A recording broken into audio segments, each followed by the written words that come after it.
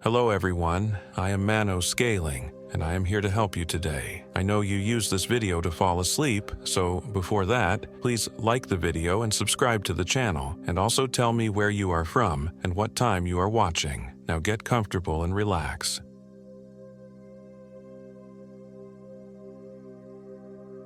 My name is Mark Clark, and I am 34 years old.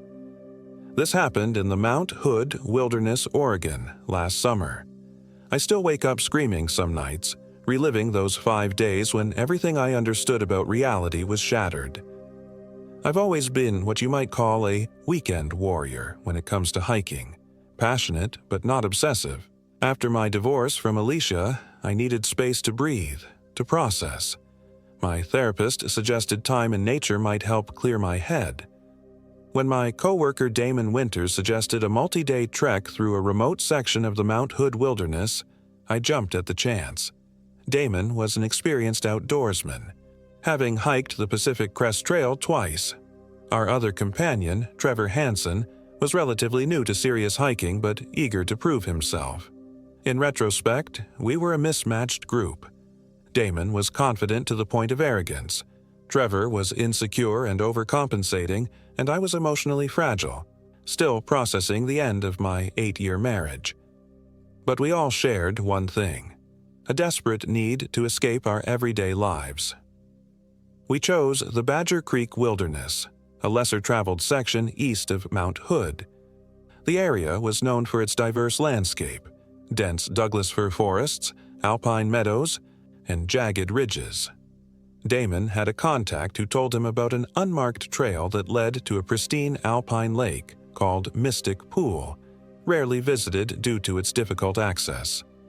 The challenge appealed to us, especially Damon, who was always seeking the road less traveled. The first day went smoothly. We hiked from the Badger Lake trailhead, making good time despite our heavy packs. The weather was perfect. Clear blue skies with just enough clouds to keep the sun from being overwhelming. The forest around us was vibrant with life. Birdsong filled the air, and occasionally we'd spot deer moving silently through the trees.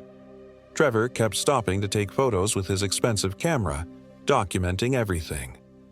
"This is going to make an incredible Instagram story," he said more than once, which made Damon roll his eyes when Trevor wasn't looking.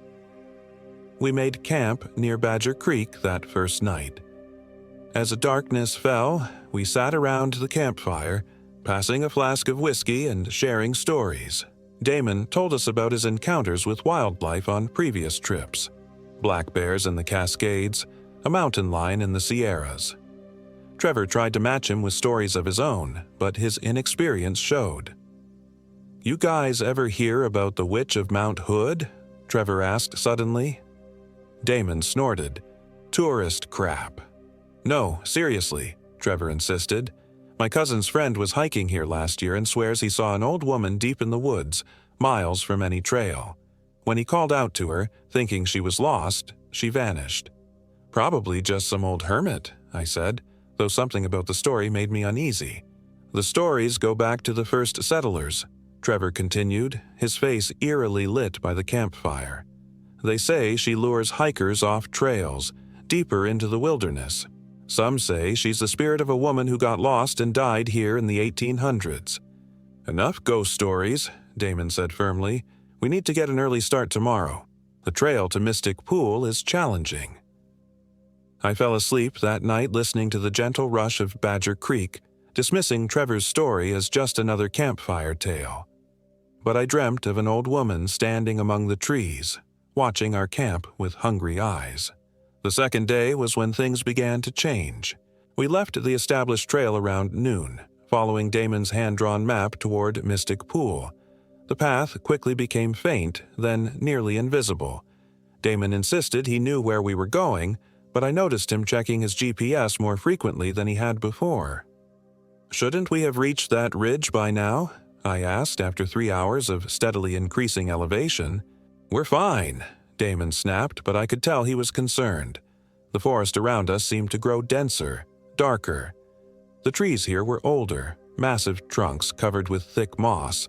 Fewer birds sang, and the silence felt oppressive. I began to notice small details that unsettled me. Clusters of mushrooms growing in perfect circles, trees with bark stripped away in patterns that almost resembled words. Trevor was the first to say what we were all thinking. "Guys, I think we're lost." "We're not lost," Damon insisted. "The GPS just isn't getting a great signal under these trees. We need to keep heading northeast." But an hour later, and our situation hadn't improved. The day was growing late, and we needed to make camp. We found a small clearing that seemed suitable, though none of us mentioned how the trees around it seemed to form an almost perfect circle, as if deliberately planted that way. Setting up camp took longer than it should have. Equipment malfunctioned in small ways. Tent poles wouldn't fit together properly. Trevor's camp stove refused to light. My flashlight flickered despite fresh batteries. By the time we had everything in order, the sun had set, and an unseasonable chill had settled over the forest. "Anyone else notice how quiet it is?" Trevor asked as we huddled around our small fire. No crickets, no owls, nothing.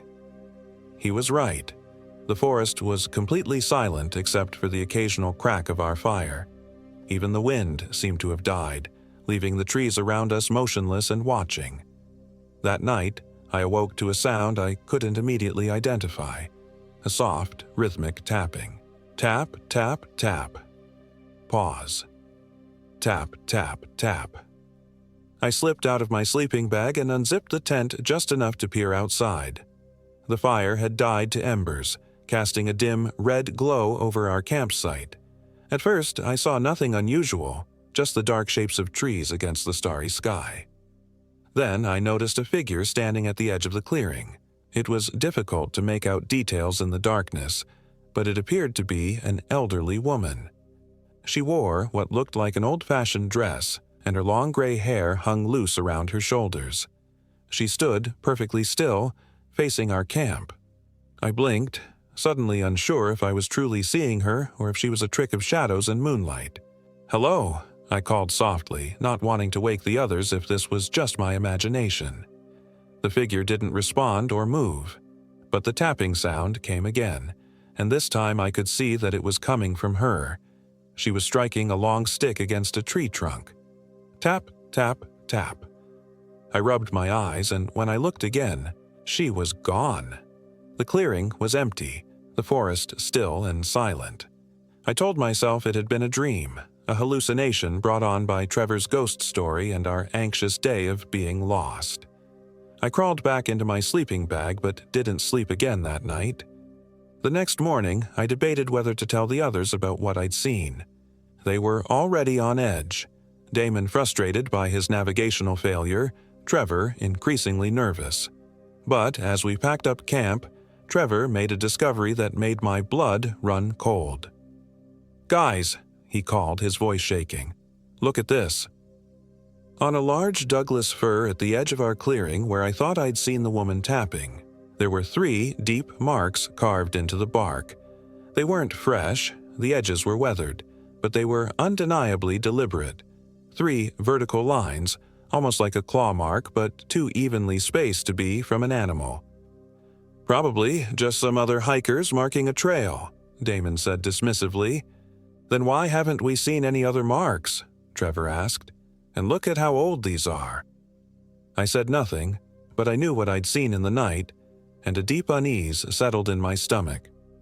We set off again after breakfast, with Damon insisting that his GPS was now working properly and that Mystic Pool was only a few miles away. But the forest seemed to grow more disorienting with every step. Landmarks we passed looked familiar, as if we were walking in circles despite maintaining a straight path according to Damon's compass. The trees grew thicker, older, their branches intertwining overhead to block out much of the sunlight. The ground became uneven, with hidden roots and holes that seemed designed to twist ankles. More than once I caught glimpses of movement in my peripheral vision, only to find nothing when I turned to look. "Does anyone else feel like we're being watched?" Trevor asked around midday, voicing the thought that had been growing in my mind. "It's just the isolation playing tricks on you," Damon said, but his voice lacked conviction. At one point, Trevor froze in his tracks, pointing ahead. "I saw someone," he whispered urgently. "An old woman, just for a second." Damon and I saw nothing, but the hairs on the back of my neck stood up. I hadn't told them about my experience the previous night, and now Trevor was seeing her too. We pressed on, but our progress slowed as the terrain grew more difficult. Strange rock formations appeared, jutting from the ground at unnatural angles. Some were covered in lichen that formed patterns too regular to be random, swirls and lines that almost resembled symbols. By late afternoon, Damon finally admitted what was becoming obvious. We were thoroughly lost. His GPS showed us in a completely different location than his map indicated we should be. Even more concerning, our phones had all died despite being fully charged that morning, and Damon's backup battery pack was inexplicably drained. "We need to make camp and reorient in the morning," Damon said, his earlier confidence completely evaporated. We found another clearing, smaller than the last and surrounded by ancient gnarled trees that seemed to lean inward, creating a claustrophobic atmosphere. As we set up camp, I noticed more of the 3-line marks carved into multiple trees around the perimeter. "I don't like this place," Trevor said quietly as we gathered firewood. "It feels wrong." I couldn't disagree. There was something oppressive about the clearing, as if the air itself was heavier here. But we had little choice. The sun was setting, and wandering through unfamiliar forest at night would be dangerous. As darkness fell, we built our fire larger than necessary, none of us wanting to admit we were trying to keep the shadows at bay. Conversation was minimal, each of us lost in our own thoughts and fears. I kept seeing movement in the darkness beyond our firelight, but whenever I looked directly, there was nothing there. "I keep thinking about that witch story," Trevor said suddenly. "What if there's some truth to it?" "Don't start that again," Damon snapped. "We're just lost. It happens to experienced hikers all the time. Tomorrow we'll find our way back to a marked trail." "Then how do you explain those marks on the trees?" Trevor persisted. "And the way we keep going in circles? And our electronics dying?"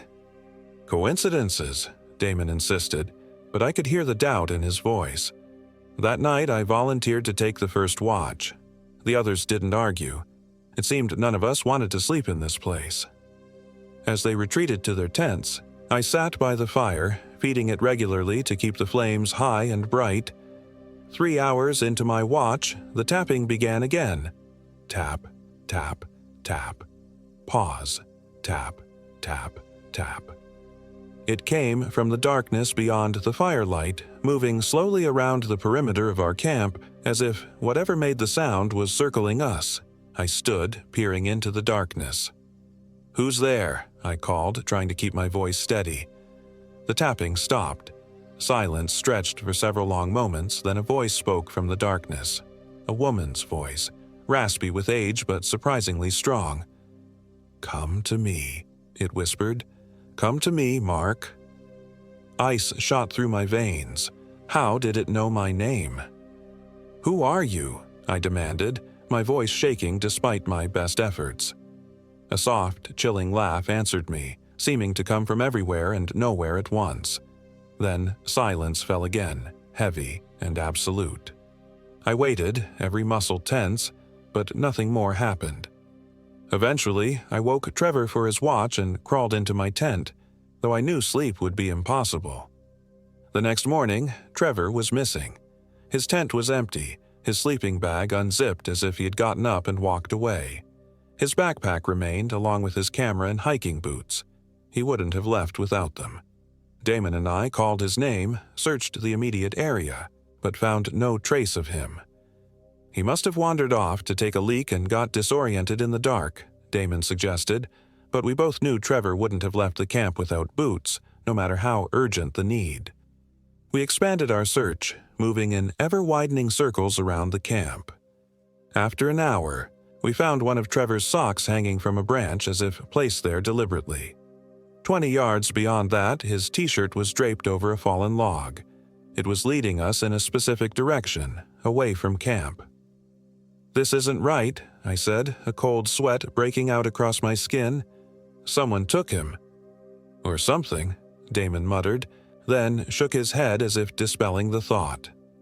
We followed the trail of Trevor's belongings: a sock, his watch, his hat, each item spaced just far enough apart that when we found one, we could see the next. It was too deliberate to be random, too methodical to be Trevor's doing if he were disoriented or panicking. The trail led us deeper into the forest, to areas where the trees grew so close together we had to turn sideways to pass between them. The ground became soft and marshy, the air heavy with the smell of decay. Eventually, we reached an area where the trees opened up around a small, stagnant pond. The water was black and still, covered in a film of algae and surrounded by dead vegetation. And there, standing on the far side of the pond, was Trevor. He stood perfectly still, facing away from us, dressed only in his underwear. The rest of his clothes had been used to create the trail we'd followed. "Trevor!" Damon shouted, relief evident in his voice. "Man, you had us worried." Trevor didn't respond or turn around. "Something's wrong," I said quietly, grabbing Damon's arm as he started to circle the pond. "Wait." Slowly, Trevor turned to face us. My heart nearly stopped. His face was expressionless, his eyes wide and vacant. But it was his skin that terrified me. It was gray and dull, with a waxy appearance as if he were a mannequin rather than a living person. "Trevor?" I called hesitantly. His mouth opened, but what came out wasn't Trevor's voice. It was that same raspy, elderly woman's voice I'd heard in the night. "He's mine now," it said through Trevor's lips, "and soon you will be too." Trevor's body began to move toward us, walking with an unnatural gait, his joints bending at odd angles. His vacant eyes never blinked, fixed on us as he approached. "Run," Damon whispered, then louder. "Run!" We turned and fled, crashing through the undergrowth, branches whipping at our faces. I could hear something following us. Not just Trevor's footsteps, but something else, moving through the forest alongside us, keeping pace effortlessly. Tap, tap, tap. Pause. Tap, tap, tap. We ran until our lungs burned, eventually breaking through to a small ridge that offered a view of the surrounding forest. When we stopped to catch our breath, I noticed Damon staring at something in the distance, his face drained of color. "What is it?" I gasped, following his gaze. In the valley below, perhaps a mile away, I could see a cabin. It was small and weathered with a sagging roof and boarded windows. Smoke rose from the chimney. "That's not possible," Damon whispered. "There are no cabins in this part of the wilderness. It's protected land." But there it was, undeniably real. And somehow I knew that was where we needed to go, both to find answers and to help Trevor. "We need to reach that cabin," I said. "Maybe whoever lives there can help us." Damon looked at me like I was insane. "Help us? Mark, whoever lives there is probably responsible for whatever happened to Trevor. We need to find our way back to a trail, back to civilization, and get help." "And leave Trevor?" I asked. That thing isn't Trevor anymore," Damon said, his voice breaking. "You saw it. Whatever's happened to him, I don't think we can fix it." Deep down, I feared he was right, but I couldn't abandon our friend. We at least need to know what we're dealing with. That cabin might have answers. After much argument, Damon reluctantly agreed. We would approach the cabin cautiously, observe from a distance, and decide our next move based on what we found. We marked our current location as best we could, using Damon's knife to carve an X into a tree, and began making our way down toward the valley. The descent was treacherous. The slope was steep, covered in loose rock and fallen logs. Several times one of us slipped and nearly fell. The forest here was different, fewer massive trees and more tangled undergrowth, as if this area had been logged or burned in the past century. As we got closer to the cabin, we began to notice strange objects hanging from tree branches. Bundles of sticks tied with twine, small animal bones strung together, dolls made from corn husks and twigs. They swayed gently in the breeze, creating soft, clicking sounds that raised the hairs on the back of my neck. "Witch deterrents," Damon murmured. Old folk magic." "You mean witch markers," I corrected him. "These aren't meant to keep a witch away. They're meant to mark her territory." He gave me a sharp look. "You're not seriously buying into that witch story?" I didn't answer. After what had happened to Trevor, I wasn't ready to dismiss anything.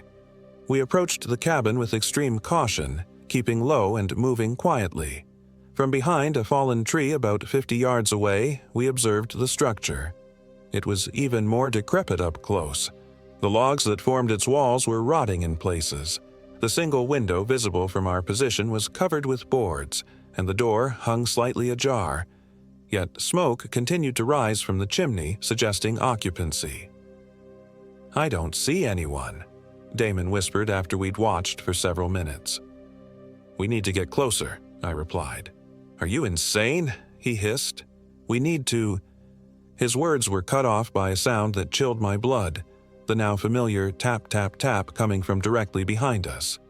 We spun around to find Trevor standing there, still nearly naked, his skin even grayer than before, his eyes now completely black.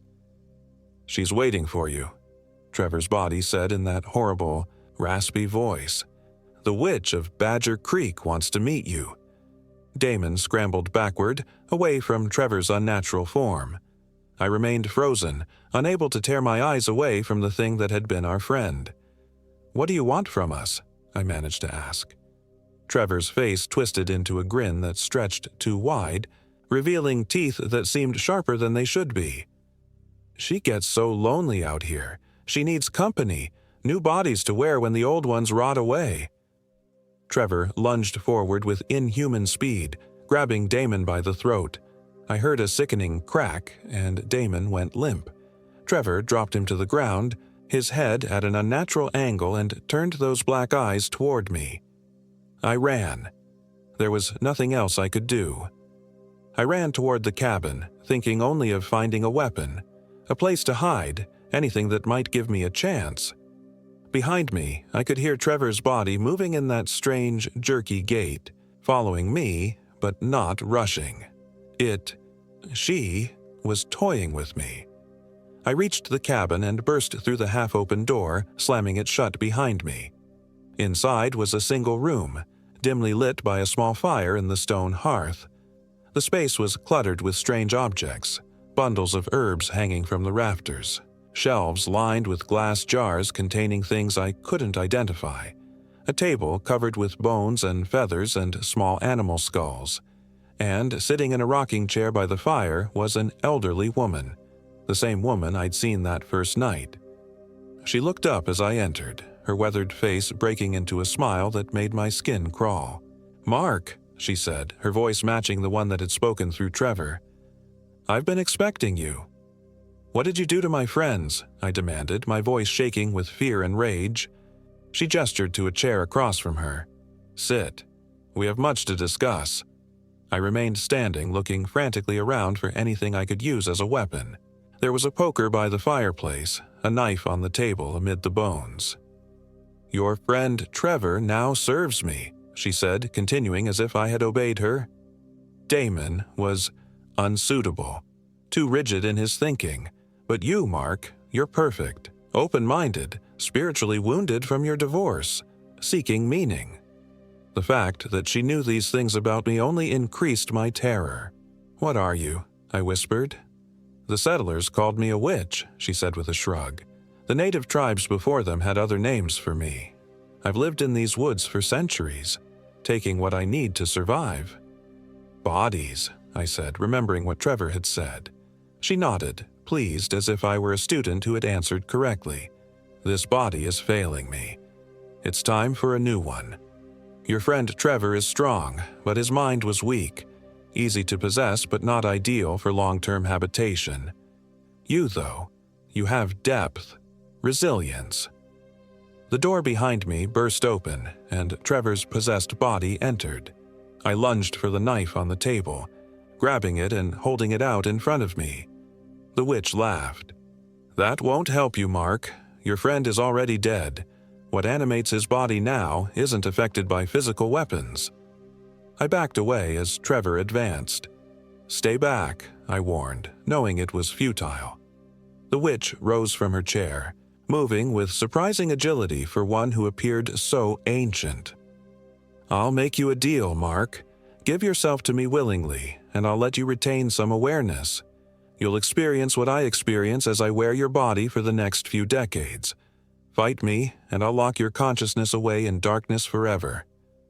"Never," I spat, continuing to back away until I bumped into the wall.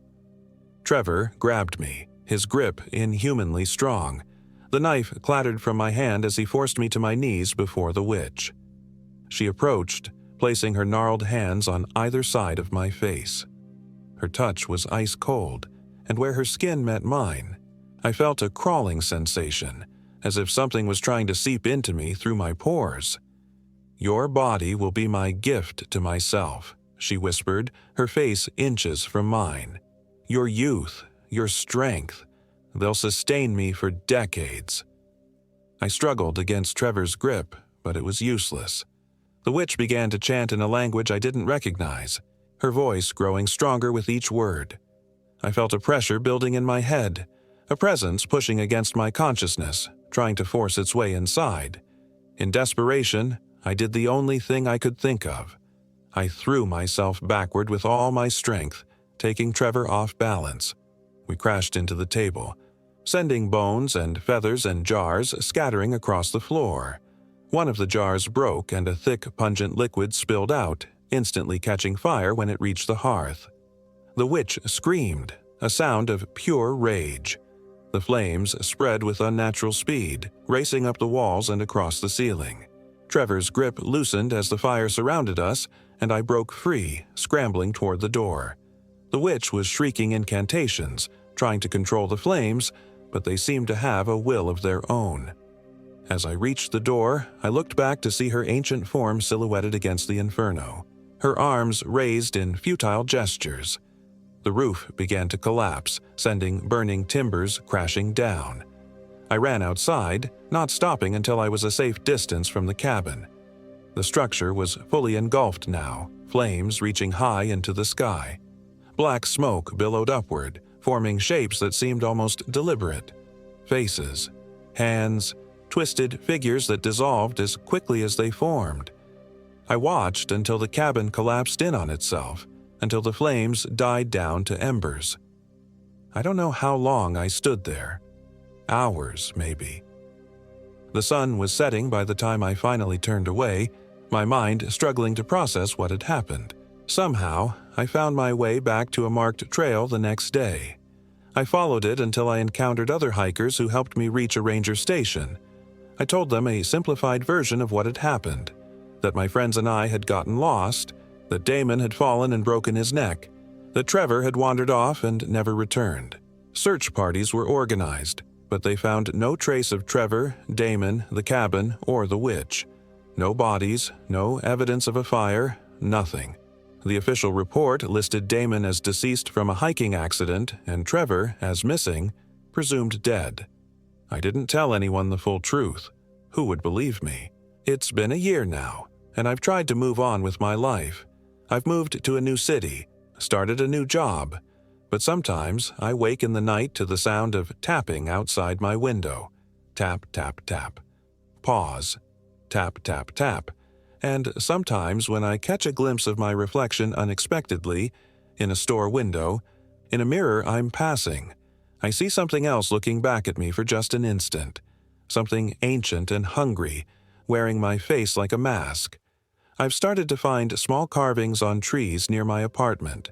3 vertical lines, evenly spaced, and recently I've been experiencing blackouts, periods of time I can't account for, hours, sometimes entire days missing from my memory. I don't think the witch died in that fire. I think she's still out there, still hunting me. Or worse, I think she's already found me, already inside me, slowly taking control. If you're hiking in the Mount Hood wilderness, particularly the Badger Creek area, and you see an old woman watching you from among the trees, or hear a tapping sound in the night, or find 3 vertical lines carved into a tree trunk, run. Get back to civilization as quickly as you can. because she's always looking for new bodies to wear, and next time it might be yours.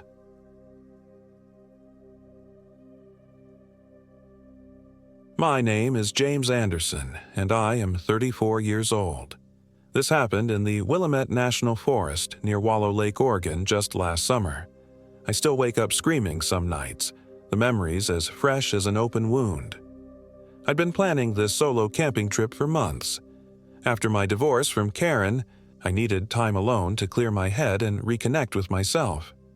I'd always loved hiking and camping, but Karen had hated the outdoors, so we'd spent our 7 years of marriage in cities and resorts. Now, I was free to return to the wilderness I loved.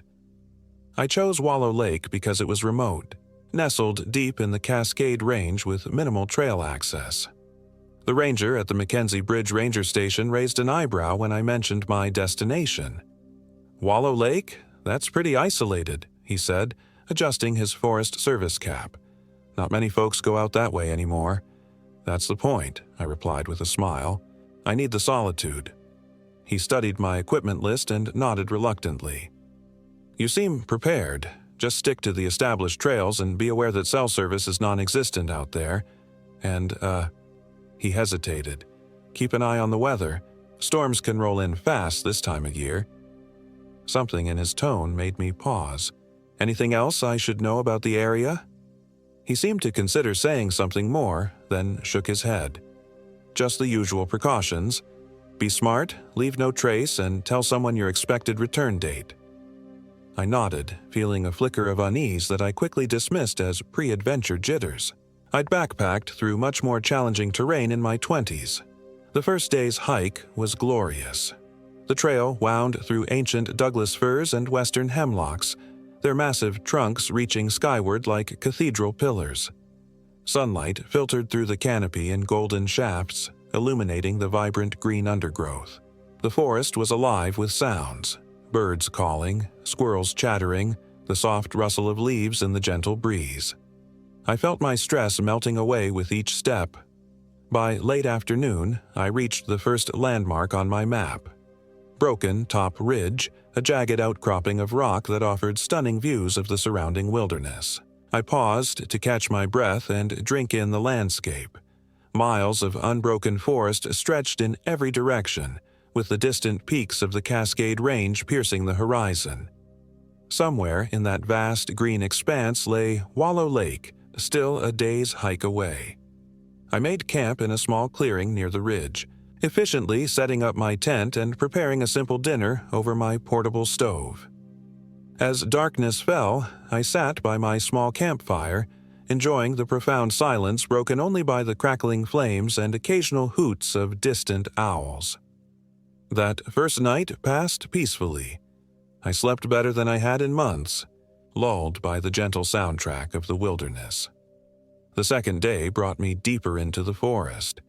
The trail became less defined, forcing me to rely more heavily on my map and compass. The trees seemed to grow denser, their branches intertwining overhead to block much of the sunlight.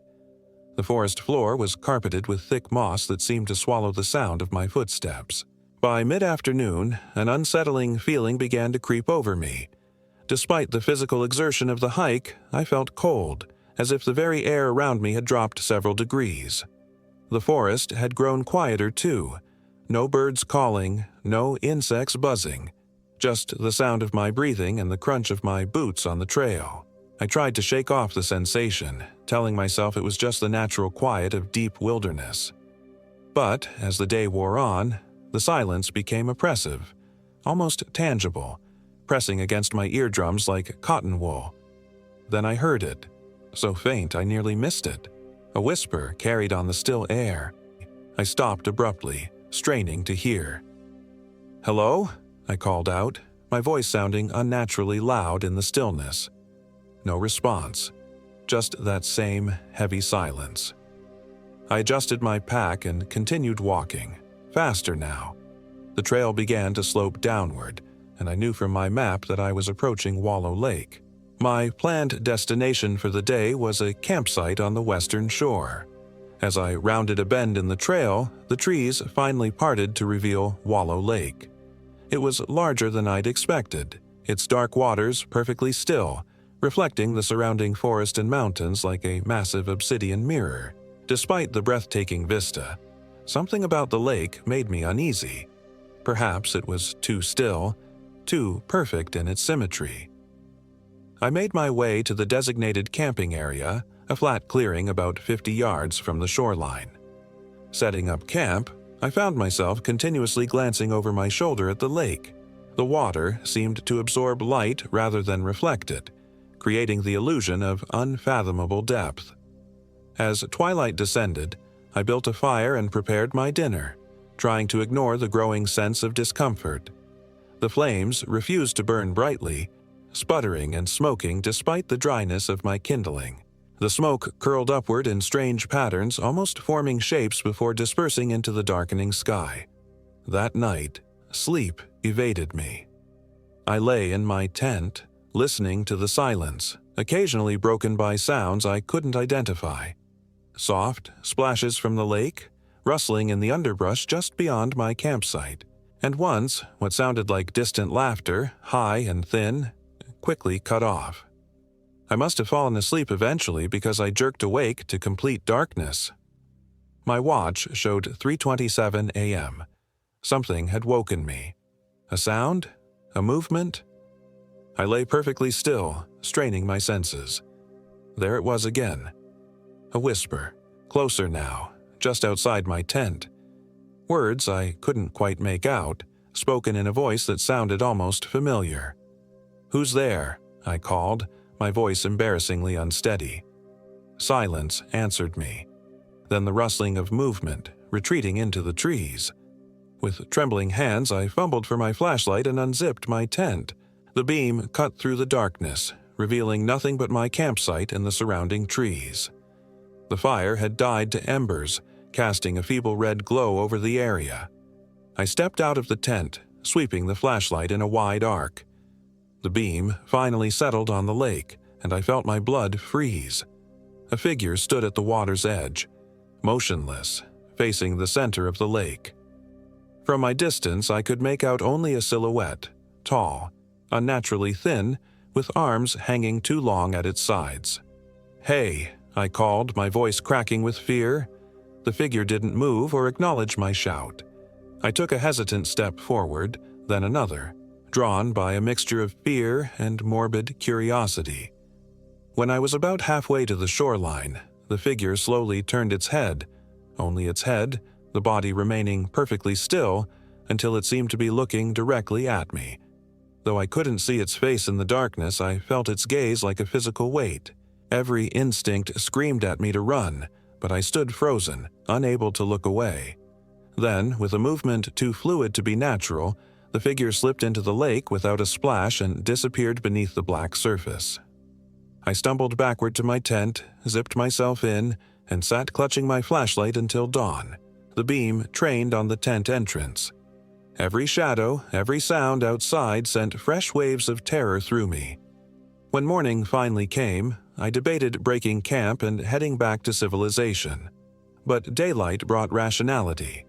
I told myself I'd been half asleep, that the figure had been a deer or elk coming to drink, transformed by my drowsy mind in the darkness. Besides, I'd come all this way. One more day wouldn't hurt. I could explore the lake, maybe do some fishing, and head back tomorrow. The day was overcast but warm. I spent the morning hiking part of the trail that encircled the lake, taking photographs and trying to recapture the sense of peace I'd felt on the first day. But the silence of the forest persisted, and the lake's dark waters seemed to follow me with malevolent attention. Around midday, I discovered a small inlet where a stream fed into the lake. Beside it stood the remains of an old cabin, its timber walls mostly collapsed, reclaimed by the forest. Curious, I picked my way through the ruins. Among the rotting logs and debris, I found a metal box, remarkably well preserved. Inside was a leather-bound journal, its pages yellowed but still legible. The entries dated back to 1973, written by someone named Thomas Blackwood. I sat on a fallen beam and began to read. Blackwood described coming to Wallow Lake to study local folklore about the area. According to his notes, indigenous people had avoided the lake for centuries, believing it to be a thin place, a portal where the boundary between worlds was permeable. Blackwood wrote of strange occurrences during his stay, whispers in the night, unexplained lights moving beneath the lake's surface, and most disturbingly, vivid dreams of drowning, of being pulled into the depths by unseen hands while a chorus of voices whispered his name. The entries grew increasingly erratic over time. In the final pages, Blackwood's handwriting had deteriorated to nearly illegible scrawls. He wrote about a presence in the lake, something ancient and hungry that had begun to appear to him in the form of his dead wife, Catherine.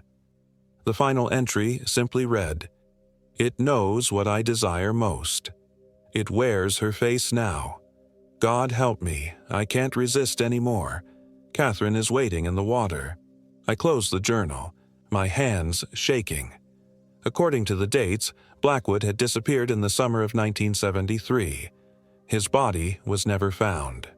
Thunder rumbled in the distance as I made my way back to camp, the journal tucked into my pack.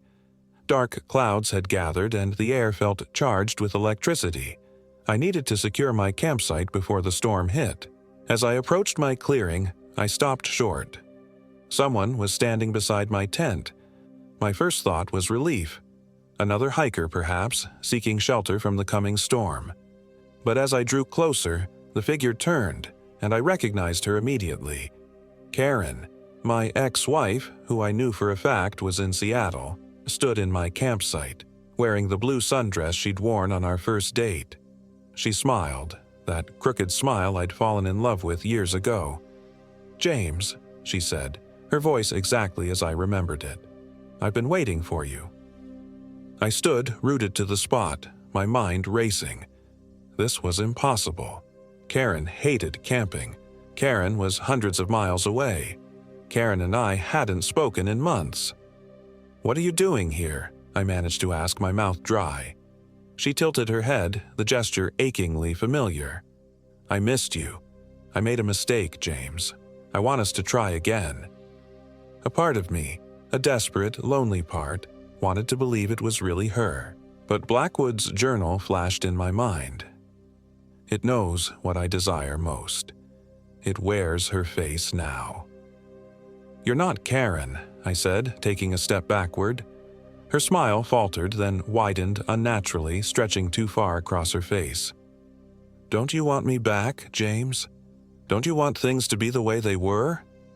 "Stay away from me," I said, continuing to back away. The thing wearing Karen's face took a step toward me, then another. With each step, her movements became less human, too fluid, too precise, as if she were a marionette controlled by unseen strings. "The lake is waiting, James," she said, her voice now layered with other voices, whispering beneath her words. "We're all waiting for you in the water." I turned and ran, crashing through the underbrush, no destination in mind except away. Behind me, I heard her laughter, high and cold, multiplying until it seemed to come from every direction. The storm broke overhead, rain pouring down in sheets, soaking me instantly. Lightning flashed, briefly illuminating the forest in stark relief. In those frozen moments of brightness, I glimpsed shapes moving among the trees, thin, elongated figures that vanished when darkness returned. I ran until my lungs burned, until I slipped on wet leaves and fell hard, the impact knocking the wind from me. Gasping for breath, I rolled onto my back just as lightning flashed again. Karen, or the thing wearing her face, stood over me, her features now distorted, eyes too large, mouth a black hole in her face. Water streamed from her hair, her dress pooling around her feet, yet she seemed to be dry underneath, as if the water couldn't touch her. "We've been so lonely, James," she said, her voice now barely recognizable. "Thomas has been our only company for so long." I scrambled backward, mud squelching between my fingers. "What are you?" She crouched beside me, moving with that same unnatural fluidity. "We are the lake. We are the hunger beneath the surface. We are the voices in the depths." Her hand reached for my face, fingers elongating. stretching toward me like pale tentacles. And soon, you will be us, too. Lightning struck a nearby tree with a deafening crack. In the momentary blindness that followed, I felt her cold fingers brush my cheek, not fingers at all, but something slick and writhing. When my vision cleared, she was gone. I staggered to my feet and ran again, no longer caring about direction, only escape. The rain continued to pour, turning the trail to mud, making progress difficult. Twice I fell, each time rising to run again, driven by pure terror. As night fell, the storm intensified. The darkness became near absolute, broken only by flashes of lightning that transformed the forest into a grotesque tableau of twisted shapes and reaching shadows. I had no shelter, no dry clothes, and no clear idea of which direction would lead me back to civilization. Eventually, exhaustion forced me to stop. I found a shallow cave formed by an overhanging rock and crawled inside, shivering uncontrollably. My flashlight, miraculously still working, revealed a space just large enough to sit upright, dry enough to offer some respite from the storm. I huddled there, soaked and terrified, listening to the rain and more distant sounds. Whispers carried on the wind, sometimes rising to wails before fading again. Occasionally, I would shine my flashlight toward the cave entrance, half expecting to see Karen's distorted face peering in at me. Hours passed. The storm eventually abated, leaving behind a heavy silence broken only by the dripping of water from leaves and branches. My watch, somehow still functioning, showed it was just past midnight. I must have drifted into an exhausted sleep because the next thing I knew, I was waking to a gray dawn. My body ached from the cold and the awkward position, but I was alive. The events of the previous day seemed dreamlike in the morning light, yet the mud caking my clothes and the scratches on my hands and face were very real. Gathering my courage, I crawled from the cave and tried to orient myself. Without my pack, which contained my map and compass, I had to rely on the rising sun to determine east. I knew the ranger station lay roughly northwest of Wallow Lake. If I could keep the morning sun on my right shoulder, I should eventually intersect with a trail leading back. The forest looked different in daylight, less menacing, though still unnaturally quiet. I walked for hours, pushing through underbrush where no trail existed, climbing over fallen logs, wading through shallow streams. Every sound made me flinch. Every shadow seen from the corner of my eye sent my heart racing. Around midday, I stumbled upon a trail, not the one I'd originally taken, but a clearly marked path that had to lead somewhere. Relief flooded through me as I followed it, moving as quickly as my exhausted body would allow. The trail gradually widened, showing signs of regular use. Hope surged within me. I quickened my pace, ignoring the protest of my aching muscles. Then I rounded a bend, and my heart sank. Ahead of me lay a familiar clearing, and beyond it, the glassy surface of Wallow Lake. Somehow, impossibly, I had walked in a circle. I sank to my knees, despair washing over me. The lake seemed to watch me with malevolent awareness, its still surface like a massive eye. "No," I whispered. "No, no, no." A sound behind me, a twig snapping underfoot. I whirled around. Thomas Blackwood stood there. I recognized him from a faded photograph in his journal, though now his skin had a greenish pallor, and water dripped constantly from his clothes and hair, forming a small puddle around his feet. "You found my journal," he said, his voice gurgling as if his lungs were filled with fluid. I backed away. "You're not real." He smiled, revealing teeth that had been underwater for 50 years. "I'm as real as you are, James. The lake makes us real. What do you want from me?" "It's not what I want," he said, taking a step forward as I retreated. "It's what the lake wants. It gets so lonely here. It needs company."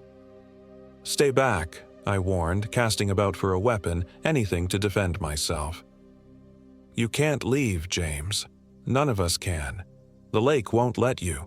It's already learned your desires, your fears. It's already inside your mind. As if to prove his point, Karen appeared beside him, then another figure. My mother, who had died when I was 12. Both smiled at me with two wide mouths filled with needle-like teeth. "We're waiting for you, James," they said in unison, their voices overlapping in a horrible chorus. "Join us in the water." I turned and ran again, following the shoreline. If I couldn't find my way back the way I'd come, perhaps I could circle the lake and find another trail out. Behind me, I heard them giving chase. Not running, but moving with that same unnatural fluidity, like water flowing over rocks. I didn't look back, focusing only on the path ahead, pushing my exhausted body to its limit. The lake seemed to go on forever, its shoreline twisting and turning deceptively. Hours passed, and still I ran, walked, stumbled forward, the sounds of pursuit sometimes fading, sometimes drawing terrifyingly close. As dusk approached, I spotted something ahead, a structure of some kind. Drawing closer, I saw it was a boathouse, old but intact, perched on the edge of the lake. Inside, a single rowboat was moored to a small dock. An idea formed. If I couldn't escape by land, perhaps I could cross the lake. The far shore might offer a different way out. The thought of venturing onto the lake's surface filled me with dread. But the alternative, being caught by the things pursuing me, was worse. I entered the boathouse cautiously. The rowboat looked sound, with oars stored beneath the single wooden seat. Working quickly, I untied the mooring rope and pushed off from the dock, using an oar to propel myself into open water. Once clear of the boathouse, I positioned the oars and began to row, my movements clumsy at first but growing more coordinated as muscle memory from childhood summers at my grandparents' lake house returned. The lake's surface remained unnaturally still despite my passing, the water black and opaque in the fading light. I focused on the distant shore, trying not to think about what might lie beneath me. I was perhaps a quarter of the way across when I heard it. A soft sound, like gentle knocking, coming from directly beneath the boat. I froze, the oars suspended above the water. Tap, tap, tap. The sound moved along the hull from stern to bow, then back again. Tap, tap, tap. I remained motionless, barely breathing, as if by staying still I could somehow avoid detection. The tapping stopped. Relief washed over me, short-lived and premature. A hand, pale, bloated, inhuman, reached over the side of the boat, fingers curling over the wooden edge. Then another hand appeared on the opposite side, and another, and another. Hands gripped the boat from all sides, rocking it gently. I sat paralyzed with terror as the first head emerged from the water. Karen, her features now barely recognizable, her eyes milky white, her mouth stretched in that impossible smile. "James," she gurgled, water spilling from her lips. "We've been waiting." More heads surfaced. Blackwood, my mother, and others I didn't recognize, their faces in various stages of decay, all wearing the same unnatural smile, all whispering my name. "No!" I screamed, finding my voice at last. I swung an oar wildly, connecting with Karen's head. There was no impact, no resistance. The oar passed through her as if through water, her form momentarily dispersing before reforming. The hands tightened their grip on the boat, pulling downward. Water began to spill over the sides as the boat was inexorably dragged below the surface. In desperation, I lunged for the nearest shore. Not the far side I'd been aiming for, but a rocky outcropping much closer. The boat was sinking rapidly now, water swirling around my ankles, then my knees. Cold, impossibly strong hands gripped my legs, trying to pull me into the depths. I fought with manic strength, thrashing and kicking, somehow breaking free long enough to half swim, half flail toward the rocks. My hand touched stone, slipped, found purchase again. I pulled myself forward out of the water, the creatures still clutching at my legs. With a final, desperate heave, I dragged myself onto the rocky shore, beyond their reach. Gasping and sobbing, I crawled further inland, away from the water's edge. When I finally dared to look back, the lake's surface was once again still and unbroken, as if nothing had disturbed it. Night was falling fast. I needed shelter, but the thought of spending another night near the lake filled me with dread. Yet, I had no choice. I was too exhausted to continue, and navigating the forest in darkness would be suicidal. I found a spot high on the rocky outcropping, well above the waterline. Using the last of my strength, I gathered what dry wood I could find and built a small fire, grateful for the waterproof matches I always kept in a zippered pocket of my pants. The flames provided light and a modicum of warmth, but little comfort. Every shadow beyond the fire's glow seemed to move with purpose, and the continuous whispers from the lake, sometimes rising to wails, sometimes falling to barely audible murmurs, made sleep impossible. I sat with my back against a boulder, facing the fire, fighting to keep my eyes open. Exhaustion tugged at me, drawing me toward unconsciousness, a dangerous lure I resisted with diminishing success. My head nodded forward, jerked up, nodded again. The fire blurred before my eyes, its warmth seductive, promising rest. A hand on my shoulder startled me fully awake. I twisted around, a scream building in my throat. A man crouched beside me, not Blackwood or any of the lake's apparitions, but a real, solid human being. He wore the uniform of a park ranger, his face weathered and lined with concern. "Easy there," he said, his voice wonderfully normal, free of the gurgling undertones that characterize the lake's voices. "You're James Anderson, right? Been looking for you since you missed your check-in." Relief crashed over me in a wave. "Thank God," I croaked, my voice hoarse from screaming and disuse. "We need to get away from the lake. It's not natural." The ranger, his name tag read Peterson, nodded gravely. "Wallow Lake has a reputation. Let's get you out of here first, then we can talk." He helped me to my feet, supporting me when my legs threatened to buckle. "My campsite," I began. "My equipment—" "Gone," Peterson said grimly. "Found your site this morning. Looked like something tore through it. Backpack was there, but slashed to ribbons." I shuddered, remembering Karen's distorted hands, fingers elongating into something like claws or tentacles. Peterson had a small inflatable boat moored to a nearby rock. "Quickest way out is across the lake," he said, helping me toward it. I balked. "No, not the water. They're in the water." Peterson studied my face for a long moment, then nodded. "Okay, the long way around then. It'll take most of the night, but we can make it by dawn." We set off along a narrow trail that hugged the lake's perimeter, Peterson supporting me when necessary, his powerful flashlight cutting through the darkness ahead of us. Despite my exhaustion, fear kept me moving, driven by the desperate need to put distance between myself and Wallow Lake. As we walked, Peterson explained that he'd become concerned when I failed to check in at the ranger station on my scheduled return date. He'd organized a small search party, splitting up to cover more ground. "The others are searching the main trails," he said. "I had a hunch you might have ended up here. This part of the lake sees strange things sometimes." "You know about it?" I asked, incredulous. "About what lives in the lake?" Peterson's face was grim in the flashlight's glow. "There are stories, old ones. The indigenous people called it the hungry water, said it could read minds, take forms from memory." "Why isn't the area restricted?" I demanded, anger temporarily overcoming fear. "There should be warnings, at least." "There were, once," Peterson sighed. "Signs, barriers, but it's been decades since anyone went missing here. Budget cuts, staff reductions. The warnings fell by the wayside. Most hikers stick to the main trails anyway." We continued in silence for a time.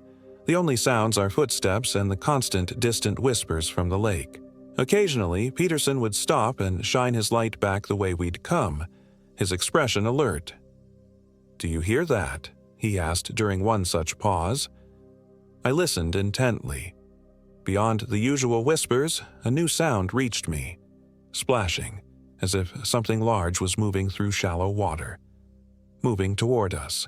"Run," Peterson said quietly, his calm professionalism finally cracking. Now. We abandoned the trail, crashing through the underbrush, climbing higher into the surrounding hills, away from the lake. The sounds of pursuit grew louder, splashing giving way to the squelch of waterlogged footsteps on land, accompanied by a chorus of whispers calling our names. Peterson suddenly stumbled, crying out in pain. I turned to see him sprawled on the ground, clutching his ankle. "Damn it," he hissed. "Twisted it. You go on ahead. The main trail is just beyond that ridge. Follow it north." "I'm not leaving you," I said, helping him to his feet, pulling his arm over my shoulders. Together, we hobbled forward, painfully slow now. The sounds behind us grew closer. I didn't dare look back, focusing only on the ridge ahead, our possible salvation. We were nearly there when Peterson's weight suddenly increased, nearly pulling me down. I turned to find him staring back toward the lake, his face slack with shock or recognition. "Sarah," he whispered. Following his gaze, I saw a woman standing 20 yards behind us. Young, beautiful, wearing a park ranger uniform like Peterson's. She smiled, gently beckoning. "No," I said sharply, tightening my grip on Peterson.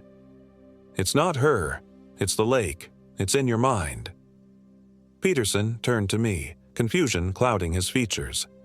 "But it's Sarah, my wife." "Your wife is waiting at home," I said, desperately hoping I was right. "This is what it does. It finds what you want most." Sarah, or the thing wearing her form, took a step toward us. "Jeff," she called, her voice eerily perfect. "I've missed you so much." Peterson began to pull away from me, drawn toward the apparition. I grabbed his arm with both hands. "She died," he murmured, not to me but to himself. 3 years ago. Cancer." "It's not her," I insisted. "Look at her feet." The illusion was nearly perfect, but not quite. Where Sarah's feet should have touched the ground, there was instead a rippling, as if she were standing in invisible water, her lower extremities dissolving into liquid that flowed rather than stepped. Peterson saw it too. His expression hardened from longing to fury. "You're not my wife," he growled. The thing wearing Sarah's face smiled wider, the expression becoming less human by the second. "But I could be, Jeff. I could be anything you want. Forever." Other figures began to emerge from the darkness behind her. Karen, Blackwood, my mother, and dozens more, some in modern clothing, others in garments from decades or centuries past, all moving with that same fluid grace, all smiling with 2 wide mouths, all calling our names. "The ridge," Peterson said tersely. "Now." We turned and ran, Peterson ignoring the pain of his injured ankle, powered by fear and rage. Behind us, the chorus of voices rose in volume, no longer seductive but vengeful, promising suffering, promising that we would return to the lake one way or another. We crested the ridge just as the first light of dawn touched the eastern sky. Below us lay a broader trail and, in the distance, the welcoming lights of the ranger station. The voices behind us faltered, then faded. I risked a glance back. The figures had stopped their pursuit, standing in a loose semicircle at the base of the ridge. As I watched, they began to dissolve, melting into puddles that flowed back toward the lake, leaving no trace of their passage. "They can't leave the watershed," Peterson explained, gasping for breath. "That's what the stories say. The lake's power ends at the ridge." We made our way down to the main trail and followed it to the ranger station, arriving as the sun cleared the horizon. Other search party members were there, surprised and relieved to see us. I was given dry clothes, hot food, and medical attention for my numerous cuts and bruises. Later, I gave a statement about my experience, omitting the supernatural elements, instead describing getting lost in a storm. Peterson said nothing to contradict my account, though his eyes met mine in silent understanding. Before I left, he pulled me aside. "Wallow Lake is being marked as hazardous," he said quietly. "Unstable ground, dangerous wildlife. The trails will be closed." "Will that stop it?" I asked. Peterson shook his head grimly. "No, but it might keep people away." I returned to my life in Portland, trying to forget what I'd experienced. But the nightmares persist. Of black water, of voices calling my name, of hands reaching up to drag me into the depths. Sometimes when I wake from these dreams, my sheets are soaking wet, though I haven't been sweating. They smell of lake water, stagnant, organic, hungry, and sometimes in the bathroom mirror, I catch a glimpse of my reflection with a smile that's just a little too wide, held a little too long. I'll never go back to Wallow Lake, but sometimes I think Wallow Lake came back with me.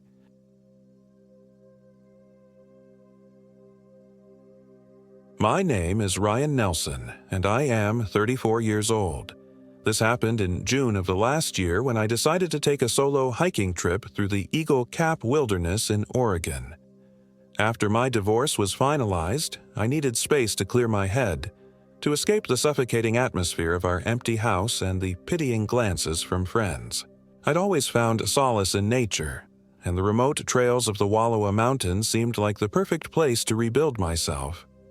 I'd planned a 5-day trek through some of the more isolated parts of the wilderness area. The main trail would take me past several alpine lakes, but I'd mapped out detours to less traveled spots where I could truly be alone with my thoughts. In retrospect, perhaps being alone with my thoughts was exactly what I should have been afraid of. The drive from Portland took most of a day. I arrived at the Wallowa Lake trailhead parking lot in the late afternoon. The mountains loomed above me, their peaks still capped with snow despite the June heat. I checked my backpack one last time: tent, sleeping bag, portable stove, water purifier, food for 6 days, one extra just in case, first aid kit, knife, matches, flashlight, extra batteries, map, compass, and my satellite phone. I told my brother Mark where I was going and when to expect me back. All the proper precautions for a solo hiker. As I locked my car, an older man with a weathered face approached me from the nearby ranger station. His name tag read Frank. "Heading up alone?" he asked, eyeing my pack. "Yeah, just a 5-day trip. Need to clear my head." Frank nodded slowly. "Planning on staying on the main trails?" "Mostly," I replied, "though I might explore some of the less traveled areas around Mirror Lake and Ice Lake." He frowned slightly. "Just be careful around Ice Lake. We've had some strange reports from that area lately." "Strange how?" Frank shrugged. "Hikers getting disoriented. One guy came back babbling about seeing himself through the trees." He chuckled, but it sounded forced. "Probably just altitude sickness or dehydration, but stay alert up there." I thanked him for the warning, though I didn't take it too seriously. People get spooked in the wilderness all the time, especially if they're not experienced hikers. The first day's hike was uneventful. The trail was well marked and moderately difficult, winding upward through dense pine forests. I passed a few other hikers heading down, but by late afternoon, I seemed to have the mountain to myself. I made camp near Moccasin Lake, pitching my tent about 50 yards from the water's edge. That first night, I slept dreamlessly, exhausted from the hike and lulled by the gentle lapping of the lake against the shore. I woke refreshed and eager to continue my journey. After a quick breakfast of instant oatmeal, I packed up and headed toward Mirror Lake. The trail grew steeper and less defined as I climbed. By midday, the forest had thinned, giving way to rocky slopes and alpine meadows dotted with wildflowers. The air was crisp and clean, carrying the scent of pine and earth. For the first time since my divorce, I felt my shoulders relax, the constant tension easing from my body. I reached Mirror Lake by early afternoon. True to its name, the lake's surface was so still it perfectly reflected the surrounding peaks. I found a flat spot for my tent and set up camp early, planning to explore the area before dark. About a quarter mile from my campsite, I discovered a small waterfall tumbling down a rocky cliff face. I sat on a boulder beside it, letting the fine mist cool my face as I ate a protein bar. That's when I first noticed something odd. The waterfall's sound suddenly changed pitch, dropping to a low, almost subsonic rumble that I felt more than heard. I looked up, half expecting to see some change in the water flow, but everything appeared normal. Then I noticed my shadow on the rock beside me.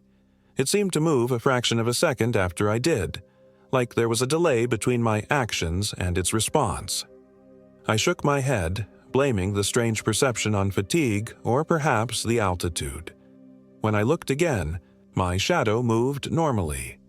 That night I had trouble sleeping. The temperature dropped dramatically after sunset, and the wind picked up, howling through the rocky outcroppings above my campsite. It sounded almost like voices, distant, indistinct, but somehow urgent. I zipped my sleeping bag up to my chin and tried to ignore it. Around 2 a.m., I woke to absolute silence. The wind had stopped completely. Even the usual night sounds, insects, the rustle of small animals, were absent. The silence felt physical, pressing against my ears. Then I heard it. Footsteps circling my tent. Slow, deliberate steps, too heavy to be an animal. "Hello?" I called out, my voice sounding muffled in the dense silence.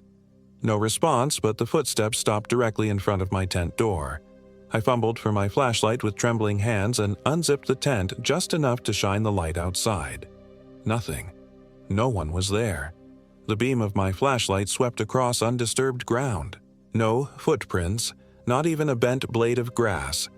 I told myself I'd been dreaming, but I didn't fall back asleep until the first gray light of dawn seeped through the tent fabric. The next morning dawned bright and clear, no trace of the previous night's unsettling experiences.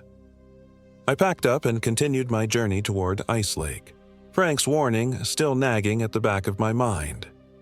The trail to Ice Lake was more challenging, cutting across steep slopes and through fields of loose scree. By early afternoon, dark clouds were gathering above the higher peaks, and I could feel the air pressure dropping. A storm was coming. I picked up my pace, hoping to reach the lake and set up camp before the rain started. I crested a ridge, and there it was. Ice Lake, a startling blue-green jewel nestled in a rocky cirque. The water was so clear I could see straight to the bottom near the shore. But something about the lake made me uneasy. It was too still, too perfect, like a photograph rather than a real place. I found a sheltered spot for my tent in a stand of stunted pines about 100 yards from the lake's edge. As I was hammering in the last tent stake, the first fat raindrops began to fall. I hurried to finish setting up camp and dove into my tent just as the skies opened up. The storm was fierce but brief. Half an hour later, the rain had stopped, though the clouds still hung low and heavy over the peaks. I decided to explore the lakeshore before dark. The lake was even more beautiful up close, its waters a startling turquoise color typical of glacial lakes. I walked slowly along the shore, picking my way over rocks and fallen logs. About halfway around the lake, I found something strange. A small cairn of stones, carefully balanced on a flat rock. Next to it was a line drawn in the dirt, pointing directly at the water. I looked out across the lake and felt my blood freeze. There was someone standing in the middle of the lake, not on a boat or any kind of craft. They were standing on the surface of the water, perfectly still, facing away from me. I blinked hard, certain I was seeing things. When I looked again, the figure was gone. The lake's surface was undisturbed, not even a ripple. "Hello?" I called out, my voice echoing off the surrounding cliffs. No answer. I told myself it had been a trick of the light, a momentary hallucination brought on by altitude and fatigue. But as I turned to head back to my campsite, I caught movement in my peripheral vision, something dark slipping beneath the lake's surface. That night, the dreams began. I was standing on the shore of Ice Lake under a full moon. The water glowed with an inner light, illuminating a figure that stood in the center, just as I'd seen earlier. But this time, the figure turned to face me. It was me. My own face, my own body, smiling at me from across the water. but the smile was wrong. Too wide, the eyes too dark. My doppelganger raised one hand and beckoned to me. "Come in," it said in my voice, but with a hollow, echoing quality. "The water isn't cold once you're under." I woke with a gasp, sweat-soaked despite the chill mountain air. My watch said 3:17 a.m. Outside my tent, I could hear the soft patter of rain resuming. But beneath that sound was another. A wet, dragging noise, like something heavy being pulled across the ground. It was moving around my tent, circling slowly. I lay perfectly still, barely breathing, straining my ears to track the sound. It completed one circuit of my tent, then another. On the third pass, it stopped directly outside the entrance. Something tapped on the tent fabric. Tap, tap, tap. A rhythmic, deliberate sound. Not raindrops. "Who's there?" I whispered. The tapping stopped. For a long moment, there was only silence and the soft hiss of rain. Then, in a voice that was almost, but not quite, my own, something whispered back. "I am." I jerked upright, fumbling frantically for my flashlight. I found it and aimed the beam at the tent door, my heart pounding so hard I could feel it in my throat. The light revealed the silhouette of a man pressed against the thin fabric of my tent. But the proportions were wrong. The arms too long, the head slightly misshapen. With shaking hands, I unzipped the tent door just enough to peek out. Nothing was there, just the rain and the darkness. I didn't sleep again that night. I sat huddled in my sleeping bag, flashlight in one hand, knife in the other, waiting for dawn. When morning finally came, I decided to cut my trip short. The strange experiences were escalating, and Frank's warning about hikers getting disoriented around Ice Lake suddenly seemed far more ominous than it had at the trailhead. I packed quickly, eager to put distance between myself and the lake. As I shouldered my backpack, I glanced at the water one last time. There was a dark shape just beneath the surface, near the center of the lake. As I watched, it seemed to move, drifting slowly toward the shore where I stood. I didn't wait to see more. I turned and began hiking back the way I'd come, pushing myself to move faster than was probably safe on the rough terrain. About half a mile from the lake, I realized I'd taken a wrong turn. The trail I was following wasn't the one I'd come in on. It was narrower, less defined, winding through a thick stand of pines I didn't recognize. I stopped to check my map and compass. According to them, I should be heading southwest, back toward Mirror Lake. But the compass needle was spinning wildly, refusing to settle in any one direction. I pulled out my satellite phone, thinking I could at least check my GPS coordinates. The screen remained dark. Dead battery? Impossible. I checked it just that morning, and it had been nearly fully charged. A sense of dread settled over me as I realized I was lost. The rational part of my brain told me to stay calm, to follow basic wilderness survival protocols. If I kept going downhill, I would eventually hit one of the main trails or a water source that could lead me out. I continued walking, choosing my direction based on the downward slope of the land. The forest grew denser, the trees pressing in closer on either side of the faint trail. The air felt thicker, harder to breathe, carrying a strange, sweet smell that reminded me of overripe fruit. After what felt like hours of hiking, I emerged into a small clearing. In the center stood a dilapidated cabin, its walls gray with age, the roof partially collapsed. It hadn't been visible on any of the maps I'd studied before my trip. Desperation overrode my unease. Maybe there would be supplies inside, or at least some indication of where I was. I approached cautiously, the floorboards of the sagging porch creaking under my weight. The door hung askew on rusted hinges. I pushed it open and peered into the gloom. The cabin consisted of a single room. There was a rusted iron bed frame in one corner, a small table with a kerosene lamp, and a wood stove thick with dust. But what made my blood run cold were the photographs tacked to every available inch of the walls. They were all of me at different ages, as a child, a teenager, a young adult, me at my college graduation, me on my wedding day, me just last week, loading gear into my car in my driveway. Some of the photos I recognized. Family snapshots, moments from my past. But others I had no memory of. Me sleeping in my bed at home. Me sitting at my desk at work, unaware of the camera. Me standing at the edge of Ice Lake, looking out at the water. The most recent photo showed me entering this very cabin, taken from an angle that suggested the photographer had been standing in the corner where the rusted bed frame now sat. I backed away, my breath coming in short gasps. This couldn't be real. I had to be hallucinating, or having some kind of breakdown. I turned to flee and found myself face to face with myself. It looked exactly like me, down to the clothes I was wearing.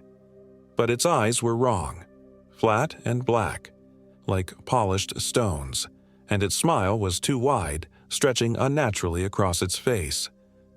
"You're right on time," it said in my voice, but with that same hollow echo I'd heard in my dream. "I've been waiting for you." I stumbled backward into the cabin. "What are you?" It cocked its head at an angle no human neck should bend to. "I'm you, the better version, the one that belongs here. What do you want?" My voice was barely a whisper. Its smile widened impossibly further. "To switch. I've been practicing being you for so long." It gestured at the photographs on the walls. "Learning your life, your habits, the way you move, the people you love." My brother's face flashed in my mind. Mark, who was expecting me back in 2 days. Mark, who would have no way of knowing if the Ryan who returned wasn't really his brother at all. The thing that looked like me took a step forward. "It won't hurt. Much. And then I'll get to leave this place. After so long." I backed up until I hit the table, my hand closing around the kerosene lamp. Without thinking, I threw it at the creature's feet. The glass shattered, and the kerosene ignited on the dry wooden floor. The fire spread quickly, eating up the ancient timber. The creature howled, a sound no human throat could make, and lunged at me.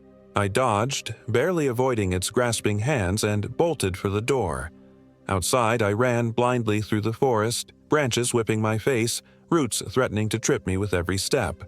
Behind me, I could hear the creature crashing through the underbrush in pursuit, still making that terrible howling sound. I don't know how long I ran. My lungs burned, and my legs felt like lead. Eventually, I collapsed at the base of a massive pine tree, physically unable to go any further. I turned to face whatever was chasing me, determined to at least look my end in the eye. But nothing emerged from the trees. I was alone in the gathering darkness, the only sound my own ragged breathing.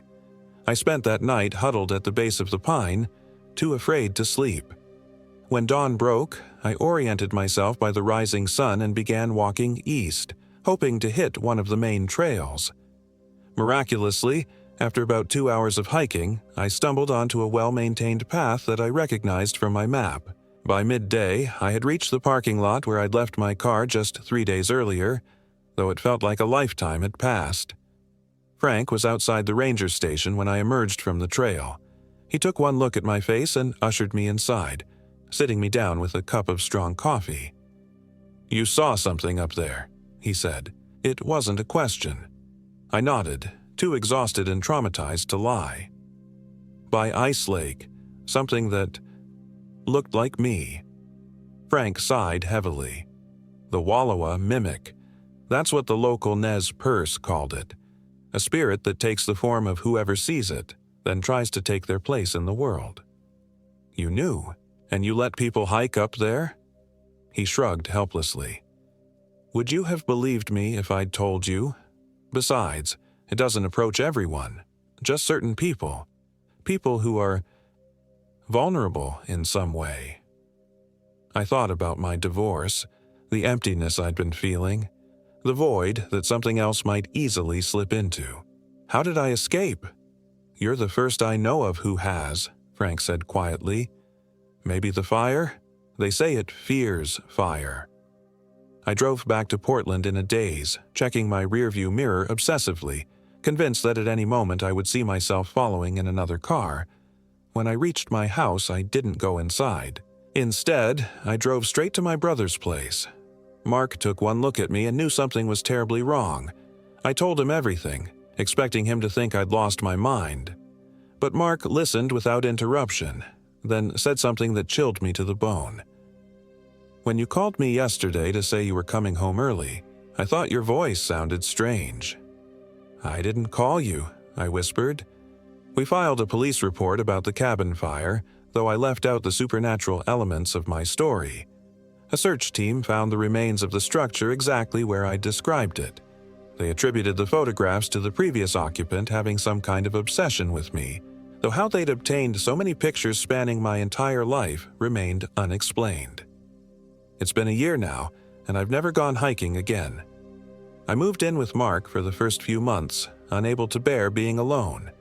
I still check mirrors carefully before looking into them, still flinch when I catch a glimpse of my own reflection in a window or a puddle.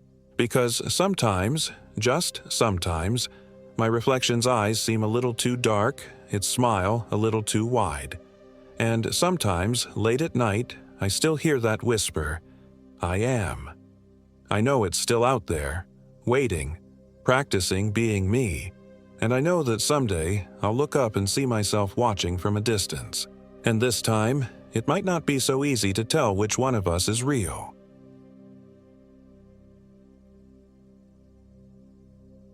My name is James Anderson, and I am 34 years old. This happened in the Umpqua National Forest in Oregon 3 years ago, though the nightmares make it feel like yesterday. I'd always been an avid hiker, the kind who prides himself on tackling the most challenging trails. After my divorce, these solo expeditions became my therapy, a way to escape the suffocating silence of an empty house. My German Shepherd, Rusty, was the only companion I needed. He understood the language of silence better than any human I knew. The Umpqua National Forest had been on my bucket list for years.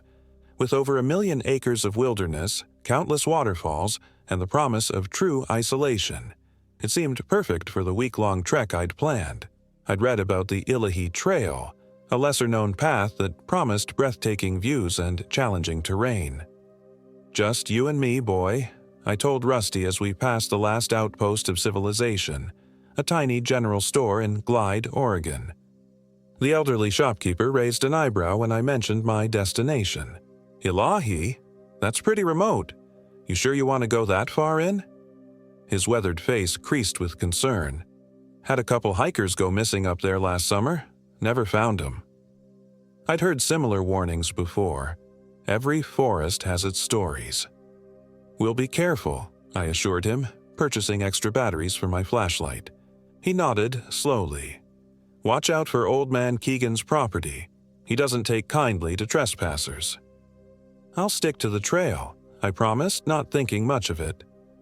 Local hermits were common in these parts. The first 2 days were everything I'd hoped for. The Douglas firs towered like ancient sentinels. The forest floor was carpeted with ferns and wildflowers, and the only sounds were our footsteps, birdsong, and the occasional rustle of unseen wildlife. We made good progress, setting up camp near Tokti Falls the second night. The thundering water provided a perfect white noise as I drifted off to sleep in my tent, Rusty curled up at my feet. On the third day, things began to change. It started with the silence. Forests are never truly quiet. There's always a background symphony of birds, insects, wind through leaves. But as we ventured deeper along the Illahee Trail, those sounds gradually disappeared until all I could hear was my own breathing and Rusty's panting. "Hear that, boy?" I whispered, stopping to listen. Rusty's ears perked up, his body tensing. Exactly, nothing. The trail itself began to seem wrong. The map showed a clear path, but I found myself frequently backtracking from dead ends. The GPS on my phone glitched continuously before dying completely, despite having charged it the night before. "Must be the terrain," I muttered, pulling out my compass instead. But even that seemed unreliable, the needle spinning erratically before settling on a direction that couldn't possibly be north based on the position of the sun. By late afternoon, I had to admit it. We were lost. The trail had disappeared entirely, and we were surrounded by increasingly dense forest. The temperature had dropped significantly, and a thin mist curled around the tree trunks, obscuring visibility. "We'll make camp here," I decided, finding a small clearing. "Get our bearings in the morning." Setting up the tent proved difficult with my trembling hands. The cold had seeped into my bones, a chill that felt deeper than temperature alone. Rusty refused to settle, pacing the perimeter of our camp, occasionally emitting low growls at the surrounding darkness. "What is it, boy?" I asked, but he wouldn't come when called, something he'd never done before. As I struggled to light the campfire, the wood remained stubbornly uncooperative. When it finally caught, the flames burned with an odd bluish tint, casting ghastly shadows across the clearing. I told myself it was just the type of wood or minerals in the soil. I was heating a can of beans when I first heard it, a whisper so faint I initially mistook it for the wind, but there was no breeze that night. "James." I froze, the spoon halfway to my mouth. "James, come find me." The voice was neither male nor female, neither young nor old. It seemed to come from everywhere and nowhere at once. "Who's there?" I called, grabbing my flashlight and scanning the tree line. Rusty barked furiously now, facing east into the densest part of the forest. No answer came except the faint echo of my own voice, distorted by the trees. I didn't sleep that night. Rusty remained alert beside me, occasionally growling at sounds I couldn't hear. When dawn finally broke, it brought little relief. The mist had thickened into a fog so dense I could barely see 10 feet ahead. "Come on, boy, let's get out of here," I said, hastily packing up camp. We headed west, or what I hoped was west, trying to find our way back to the main trail. Hours passed, and the forest seemed to grow denser rather than thinning out. The trees themselves appeared different somehow, twisted and gnarled, their bark blackened as if scorched by fire, though there were no other signs of a forest fire. Around midday, we came upon a small, decrepit cabin nestled between two massive firs. Its windows were boarded up, the porch sagging dangerously. "Hello," I called out, approaching cautiously. "Anyone there? I'm lost and could use some directions." No response came from within, but Rusty's reaction was immediate and violent. He pulled against his leash, barking and snarling at the cabin with hackles raised. I'd never seen him so agitated. "Easy, boy," I soothed, though my own heart was racing. Something about the cabin felt wrong, a heaviness in the air around it, a sense of watching eyes. Despite Rusty's protests, desperation drove me closer. We needed help, and this was the first sign of civilization we'd encountered. The front door hung ajar, creaking softly in a breeze I couldn't feel. "Hello," I called again, peering inside. The interior was dark, but I could make out crude furniture, a table, a chair, a bed frame with no mattress. The walls were covered with strange symbols carved directly into the wood, intricate spirals and angular shapes that hurt my eyes to look at for too long. On the table lay a single item, an antique compass, its brass case tarnished with age. Without thinking, I picked it up. It felt unnaturally cold in my palm, and the needle spun wildly before pointing directly at me. A floorboard creaked behind me. I whirled around, but the cabin remained empty. Rusty stood frozen at the doorway, refusing to enter, a continuous growl emanating from deep in his chest. "Let's go," I whispered, suddenly desperate to be away from this place. As I turned to leave, I noticed something scratched into the doorframe, 2 words that made my blood run cold. "Welcome, James." My name that I hadn't told anyone in these woods. I stumbled backward, nearly falling off the porch. "Come on, Rusty," I shouted, running now in any direction that led away from the cabin. Rusty followed eagerly, his barking frantic. We ran until my lungs burned and my legs threatened to give out. When we finally stopped to rest, I realized I still clutched the compass in my hand. I should have left it behind, but some instinct told me we might need it. Night was falling again, faster than it should have. The forest darkened rapidly around us, and with the darkness came the whispers again. Louder this time, a chorus of voices calling my name. I found a small cave formed by fallen boulders and decided it would have to serve as shelter. After gathering branches to partially block the entrance, I huddled inside with Rusty, his warm body pressed against mine. "It's okay," I told him, though we both knew it wasn't. "We'll get out of here tomorrow." Sometime in the night, I woke to Rusty's frantic barking. The sound echoed in the small space, deafening me to whatever had triggered his alarm. When I fumbled for my flashlight, it refused to work, though I'd replaced the batteries just days ago. "Rusty, quiet!" I hissed, straining to hear over his noise. And then I heard it. Footsteps. Heavy, deliberate footsteps circling our shelter. "Who's there?" I called, my voice breaking. "I'm lost. I need help getting back to the trail." The footsteps stopped directly outside our makeshift door. "James," came the whisper, so close it might have been in my ear. "You took something of mine." "I don't have anything," I replied, though my hand instinctively closed around the compass in my pocket. "Please, just tell me how to get back to the main trail." A soft chuckle answered me, the sound like dry leaves crumbling. "There is no going back, James. You left the trail. You came to my home uninvited." "I'm sorry," I said, my throat dry with fear. "I didn't know. I'll leave at first light." "Oh, but you took something very precious." The voice had changed, deepening, gaining substance. "And now I have to take something precious from you." Rusty's barking stopped abruptly.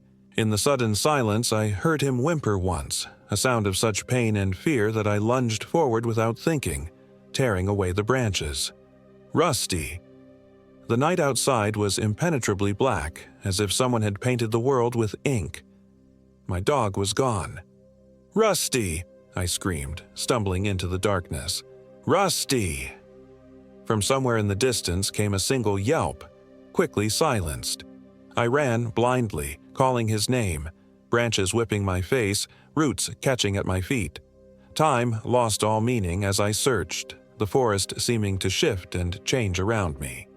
Dawn found me alone, exhausted and completely disoriented. My face and hands were scratched and bleeding, my clothes torn. Rusty was gone. Grief and fear made a toxic mixture in my gut as I slumped against a tree trunk. The compass in my pocket seemed to pulse with cold energy. I took it out, watching the needle spin before pointing steadily in one direction. With nothing else to guide me, I followed it. Hours passed as I trudged through the increasingly unfamiliar forest. The trees grew closer together, their branches intertwining overhead to block out the sun. The ground beneath my feet changed from soft earth to hard stone, and still the compass pointed forward. It led me to a ravine so deep I couldn't see the bottom, a gash in the earth at least 30 feet across. On the other side stood a massive dead tree, its bark blackened, its branches like skeletal fingers clawing at the sky, and tied to its trunk was Rusty. "Rusty!" I shouted, relief flooding through me. He was alive. He barked once, straining against the rope that bound him to the tree, but there was no way across the ravine. No bridge, no fallen log, nothing to use. "How do I get across?" I shouted to Rusty, to the forest, to whoever had done this. "You know how," came the whisper, now seeming to originate from the compass in my hand. I looked down at it. The needle no longer pointed across the ravine, but directly down into it. "No," I said, understanding dawning horribly. "No, I won't." A cold laugh echoed around me. "Then he stays with me. He'll make good company. For a while." Rusty whined, a desperate sound that tore at my heart. "Who are you?" I demanded. "What do you want?" The compass grew ice cold in my palm, frost forming on its surface. "The locals called me Keegan once," the voice said, "before I became something else, before I found the true heart of these woods." Old Man Keegan. The shopkeeper's warning came rushing back. "But names have little meaning here," the voice continued. "What matters is balance. You took from me. Now I take from you." "The compass," I said. "Take it back. Please, just let me have my dog." Another laugh, colder than before. "Too late for that, James Anderson. The compass chose you. It always chooses. And now you must choose. Go down to go across." Rusty barked again, more frantically. I looked at the ravine, trying to gauge its depth. Could I survive such a fall? Was there another way? "Choose quickly," the voice urged. "Night falls fast here, and you don't want to be on this side when it does." As if on cue, the forest darkened perceptibly, though it couldn't be later than midday. I could feel the weight of watching eyes, the press of malevolent attention. "All right," I said, my voice steadier than I felt. "I'll go down." I approached the edge of the ravine, peering into its depths. Far below, something gleamed. Water, perhaps, or stone. The compass in my hand vibrated eagerly. Taking a deep breath, I sat on the edge, preparing to lower myself as carefully as possible. "No, James," the voice chided. "Not like that. A choice must be absolute." I understood then. It wanted me to jump, to risk everything on faith or desperation. "And if I do this, you'll release my dog? We can leave?"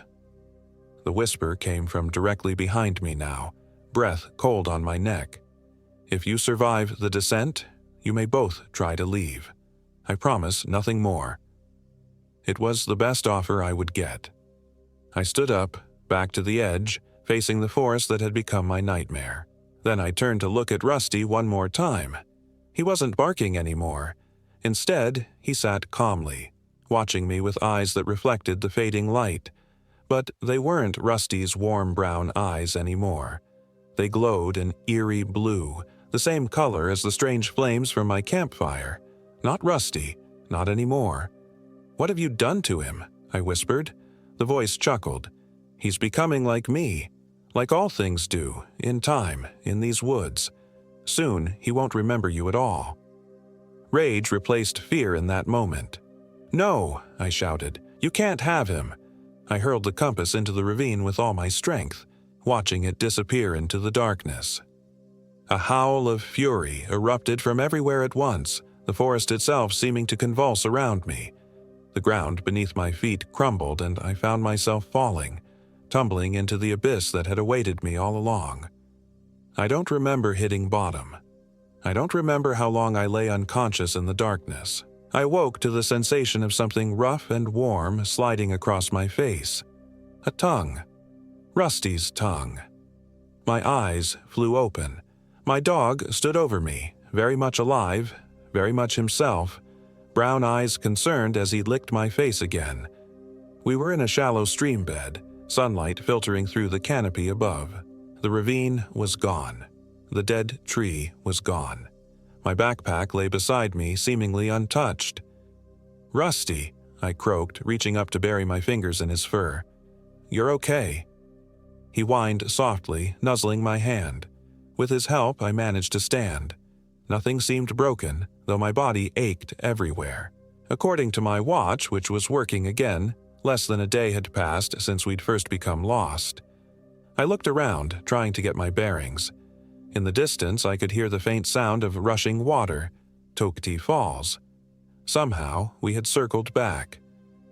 "Let's go home, boy," I said, gathering my pack with trembling hands. As we made our way toward the sound of water, I tried to convince myself it had all been some kind of vivid hallucination. Stress, dehydration, perhaps even some toxic plant I'd accidentally ingested. But then, my hand brushed against something in my pocket. Something cold and round. The compass, its needle pointing steadily at me. I've never returned to the Umpqua National Forest. I've barely hiked at all since then. Rusty seems fine, though sometimes when he thinks I'm not looking, I catch him staring into the distance with unusual intensity, as if listening to voices I cannot hear, and sometimes in the deepest part of night, I wake to find him sitting at my bedroom window, looking out into the darkness, a low growl building in his throat. The compass sits locked in my safe, though occasionally I hear it calling to me. whispering my name, urging me to return to the forest, to the ravine, to the choice I tried to escape. Old Man Keegan, if that's who or what it was, made one thing clear. There is no true escape from the heart of those woods. I took something that didn't belong to me, and sooner or later, balance must be restored. I've started hearing the whispers even without the compass nearby, coming from the shadows in my house, from the dense woods behind my back fence, from Rusty's mouth when he sleeps. James, come find me. Come back. I've held out for 3 years, but I know deep down that I'll return to Umpqua eventually. The forest has marked me. The compass chose me. And Rusty's eyes, they've started to change. Just a flicker of blue in certain lights. A reflection, I tell myself, but I know better. Time is running out. I'm writing this as a warning. If you hike in the Umpqua National Forest, stay on the marked trails. Don't enter abandoned cabins. And if you hear whispers calling your name that you never told anyone, run. Run and don't look back. But most importantly, if you find something that doesn't belong to you, leave it where it lies. Some things are never truly found. They find you instead.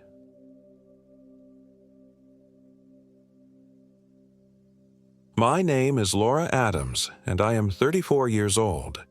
This happened in the remote wilderness of the Siskiyou Mountains in southwestern Oregon, just 3 months ago. I still wake up screaming most nights, the memories as fresh as open wounds. Writing this down is my therapist's idea. She thinks it might help me process what happened. I'm not so sure anything can help me now. I'd always been the outdoorsy type, the woman friends called when they needed advice on gear or trail recommendations. My Instagram was filled with summit selfies and serene lakeside campsites, but nothing in my 15 years of wilderness experience could have prepared me for what waited for me in the shadows of those ancient trees. The Siskiyou Mountains had been on my bucket list for years, a rugged wilderness straddling the Oregon-California border, home to some of the most biologically diverse forests in the country. When my boss approved a 2-week vacation, I knew exactly where I was going. Most hikers stick to the more popular trails near Ashland, but I'd researched a remote route that would take me deep into the heart of the Kalmiopsis Wilderness, an area so isolated that some parts allegedly hadn't seen human footprints in decades. "You're seriously going alone?" my sister Jen had asked over our weekly video call, her brow furrowed with concern. "I always hike alone," I replied, stuffing another moisture-wicking shirt into my backpack. "You know that.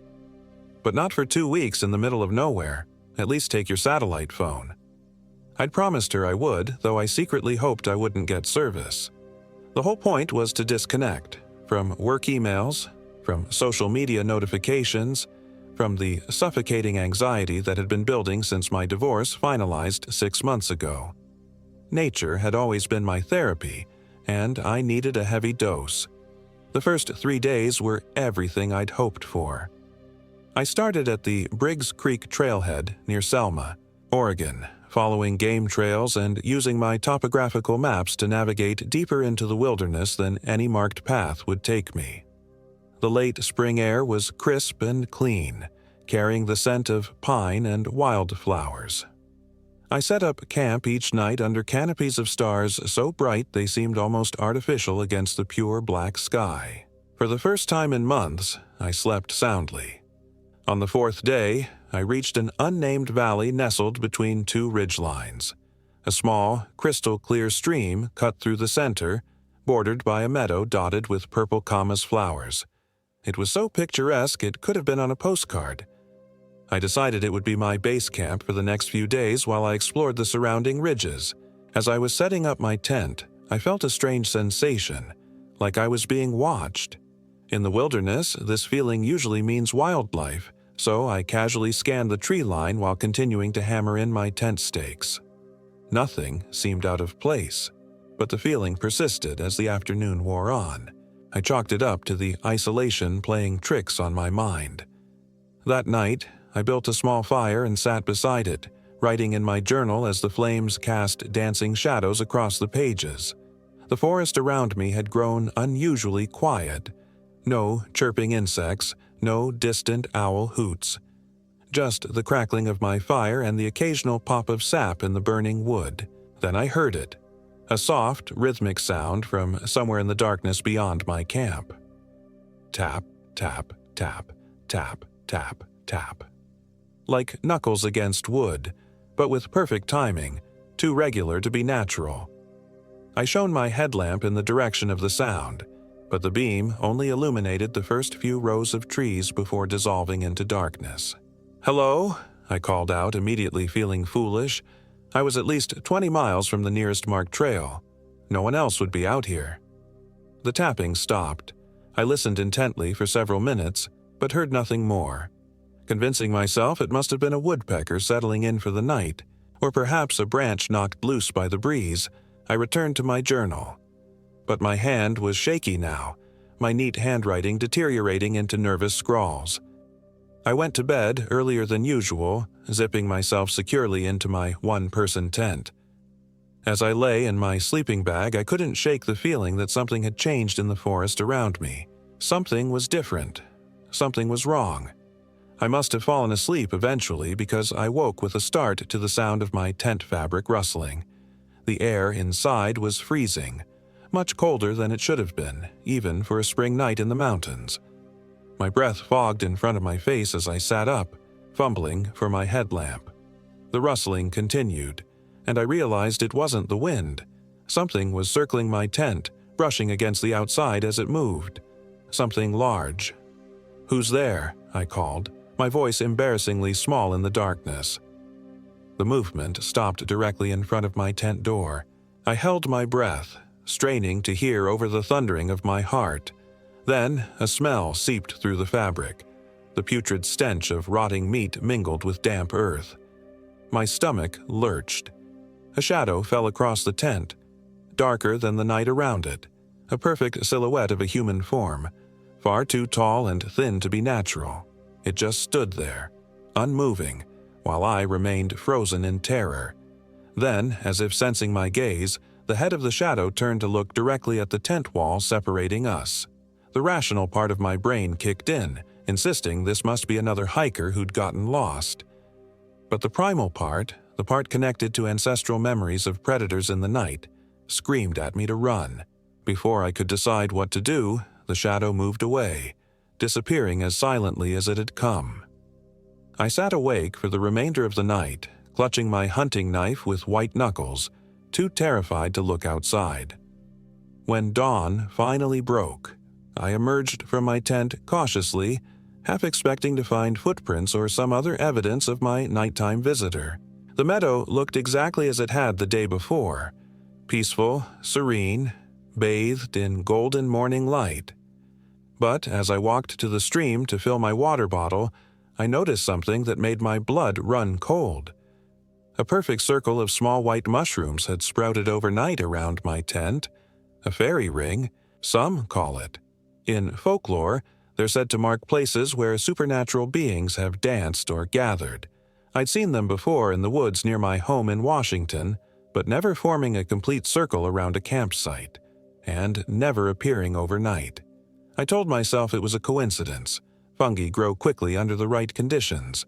But as I knelt to fill my water bottle in the stream, I saw my reflection in the clear water and gasped. A thin red line ran across my throat as if someone had drawn a finger across it while I slept. I frantically rubbed at my neck, but the mark remained. Not blood, but more like a thin scratch that hadn't quite broken the skin. My instinct was to pack up and hike back to civilization immediately. But something stopped me.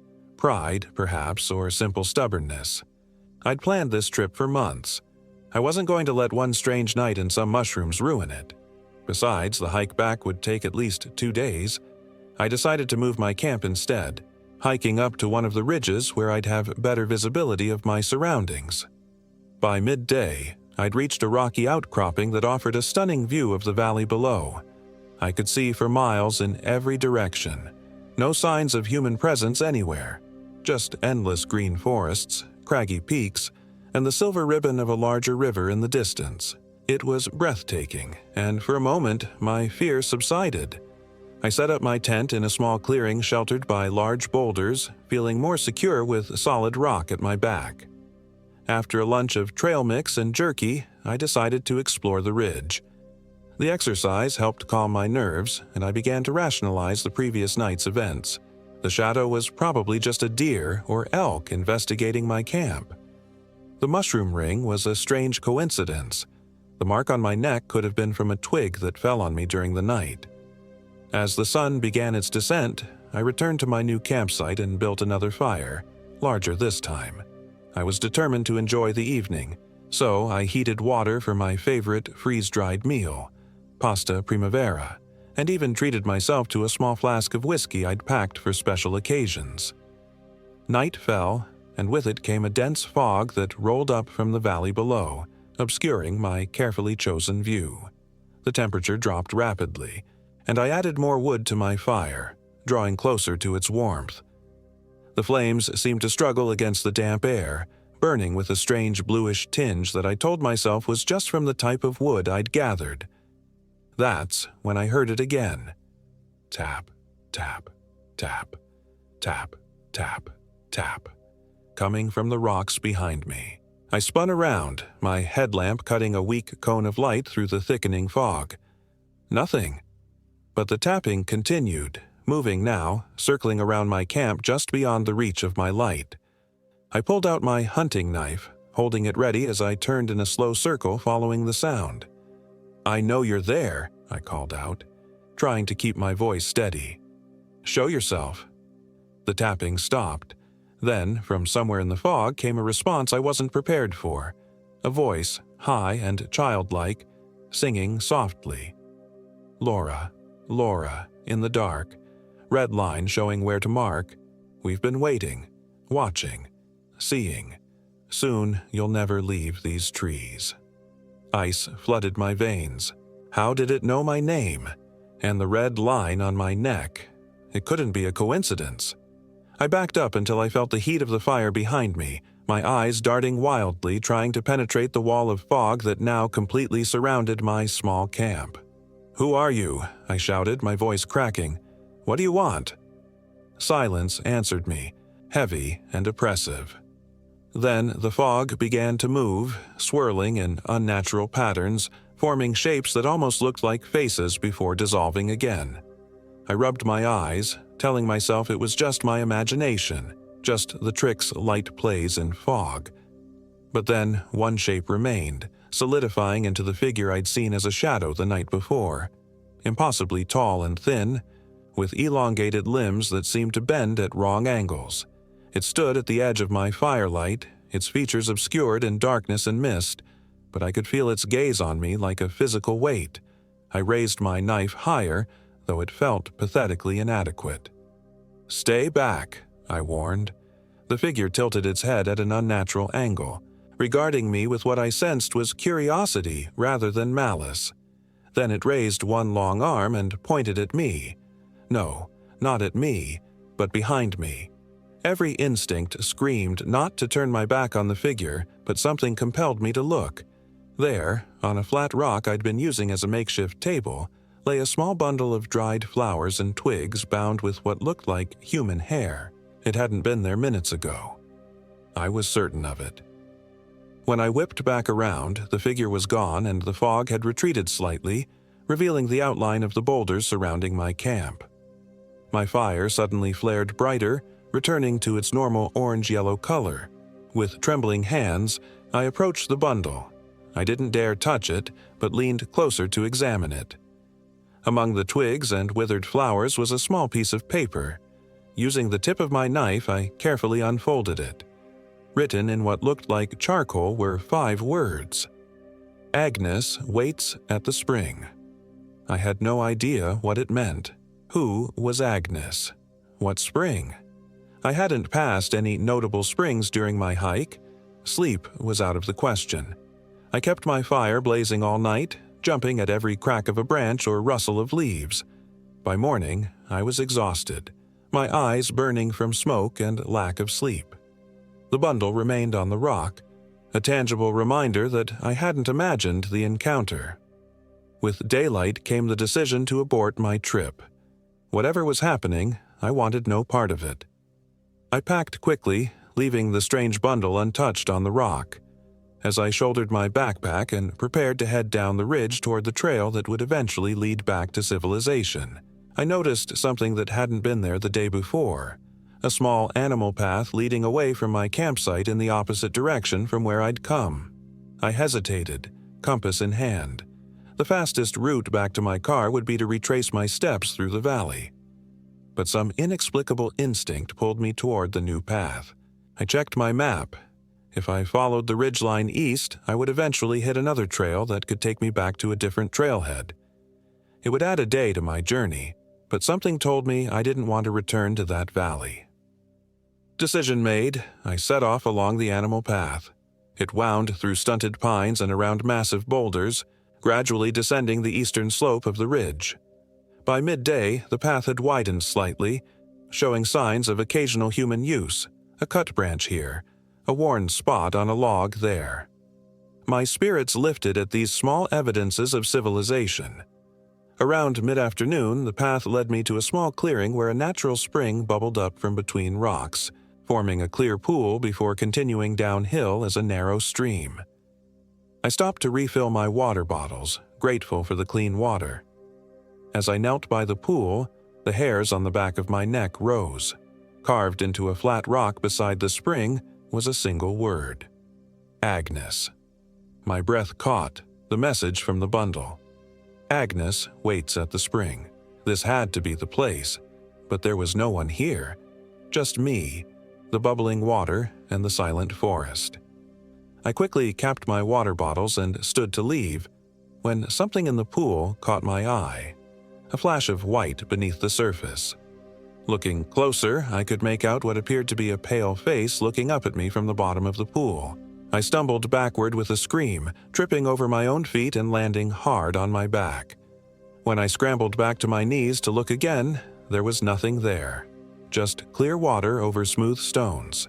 My hands shook so badly I could barely shoulder my pack. I needed to get away from this spring, away from this forest, away from whatever was toying with me. I hurried down the path, no longer caring about pace or conservation of energy. I just needed distance.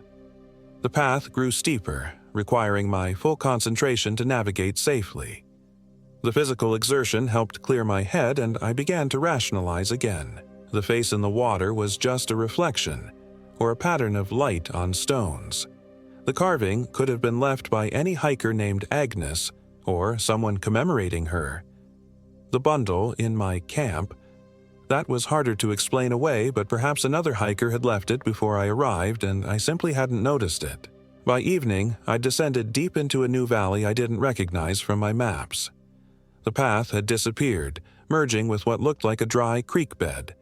Towering cedars blocked most of the remaining daylight, creating a premature twilight on the forest floor. I needed to make camp soon, but the thought of spending another night in these woods filled me with dread. I pushed on until the last light was nearly gone, finally finding a small clearing that would have to do. With no energy to look for better options, I quickly set up my tent, not bothering with a fire. I was too exhausted for anything but sleep, fear notwithstanding. Inside my tent, I zipped my sleeping bag up to my chin and clutched my knife, determined to at least get a few hours of rest. Against all odds, I fell into a deep sleep almost immediately. I dreamed of a woman in old-fashioned clothes, her long gray hair loose around a face lined with age and hardship. She stood in a rustic cabin, mixing something in a cast-iron pot over a fire. When she turned to look at me, her eyes were completely black, like pools of oil. "You shouldn't have come to my forest," she said, her voice the same childlike sing-song I'd heard in the fog. "But since you're here, you might as well be useful." She reached into the pot and pulled out something dripping and red. With horror, I realized it was a human heart, still beating in her gnarled hand. "I need just one more," she said with a smile that stretched too wide across her face. "Yours will do nicely." I woke, gasping for air. my body drenched in cold sweat. The inside of my tent was illuminated by a soft glow that wasn't coming from my headlamp. It took my sleep-addled brain a moment to realize that it was coming from outside, a light that shouldn't exist this deep in the wilderness. Clutching my knife, I cautiously unzipped my tent just enough to peer out.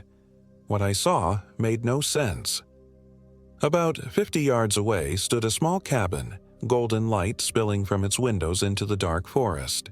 It was identical to the one from my dream, right down to the crooked chimney with smoke curling into the night sky. It couldn't be real. There had been nothing but forest when I made camp. I rubbed my eyes, certain I was still dreaming, but the cabin remained. Something compelled me to approach it. Looking back, I can't explain why I didn't run in the opposite direction. It was as if my curiosity had been hijacked by something stronger than fear. I slipped out of my tent, still fully dressed from the day's hike, and moved cautiously toward the cabin. As I drew closer, I could hear humming from inside, that same childish tune from the fog. Through the window, I could make out a figure bent over a fireplace, stirring something in a large pot. My dream rushed back to me in vivid detail, and I froze, suddenly aware of the madness of what I was doing. I began to back away slowly, planning to return to my tent, pack up in the dark, and hike through the night if necessary. But as I retreated, a floorboard creaked inside the cabin, and the humming stopped. "I know you're out there, Laura," called the sing-song voice. "Won't you come in? It's rude to spy." I turned to run, but my legs wouldn't move. Looking down in horror, I saw thin, root-like tendrils breaking through the soil, wrapping around my ankles and calves, holding me in place. I slashed at them with my knife, but more erupted from the ground to replace each one I cut. The cabin door creaked open, spilling warm light onto the forest floor. In the doorway stood an old woman, the same one from my dream, but somehow more solid, more real. Her long gray hair floated around her as if underwater, and her black eyes reflected no light. "Agnes," I whispered, the name coming to my lips unbidden. She smiled, revealing teeth filed to sharp points. "The very same. I've been waiting for you, Laura. For someone strong like you. This old body is wearing out. You see?" She gestured to herself with hands that were more like claws. "I need a new one every century or so." The roots around my legs tightened, beginning to drag me toward the cabin. I fought with everything I had, slashing wildly with my knife, screaming for help that I knew wouldn't come. Agnes stood in the doorway, watching my struggle with amusement. "No one can hear you, dear. No one has heard any of them. This is my forest." She made a gesture with one gnarled hand, and the roots pulled harder, dragging me across the ground. In desperation, I threw my knife. I wasn't aiming. It was pure instinct, a last act of defiance. By some miracle, it struck Agnes in the chest. She looked down at it in surprise, black liquid oozing around the blade. The roots around my legs loosened slightly, and I seized the opportunity, tearing myself free and scrambling to my feet. Agnes was still standing, looking more annoyed than injured by the knife protruding from her chest. "That," she said coldly, "was very impolite." She pulled the knife out, black ichor dripping onto the cabin's threshold. The wound closed instantly, but the momentary distraction gave me the chance I needed. I ran, crashing through the underbrush, not caring about direction or stealth, just distance. Behind me, I heard Agnes call out, "Run, all you like, dear. These are my woods. You'll just find your way back to me." I ran until my lungs burned and my legs threatened to buckle.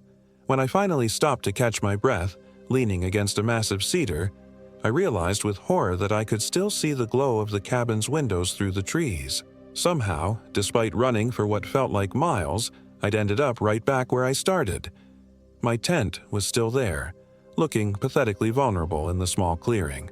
And beyond it, the impossible cabin waited, smoke now billowing from its chimney as if Agnes had stoked the fire in anticipation of my return. Something inside me broke. I'd faced challenges in the wilderness before. Injuries, storms, even a close encounter with a mountain lion once. But this was different. This wasn't nature. This was something that defied explanation, something that played by rules I didn't understand. I sank to my knees, exhaustion and terror overwhelming me. As if sensing my surrender, the forest around me grew quiet, the ambient sounds of night creatures suddenly absent. In that silence, I heard it again. Tap, tap, tap, tap, tap, tap, coming from all directions at once, surrounding me. Then a new sound, footsteps approaching slowly from behind. I didn't turn around. I couldn't bear to see Agnes's inhuman face again. "You're not Agnes," said a man's voice, gruff but decidedly human. I whirled around to find myself facing a bearded man in his 60s, dressed in worn hiking clothes and carrying an old-fashioned oil lantern. His weathered face was set in grim lines, his eyes sharp with intelligence and wariness. "Who?" I began, but he cut me off with a gesture. "Name's Ray Pritchard, local. And you're in a world of trouble, miss. We need to move, now." He held out his free hand to help me up. "That old witch will be hunting in earnest now that you've wounded her pride."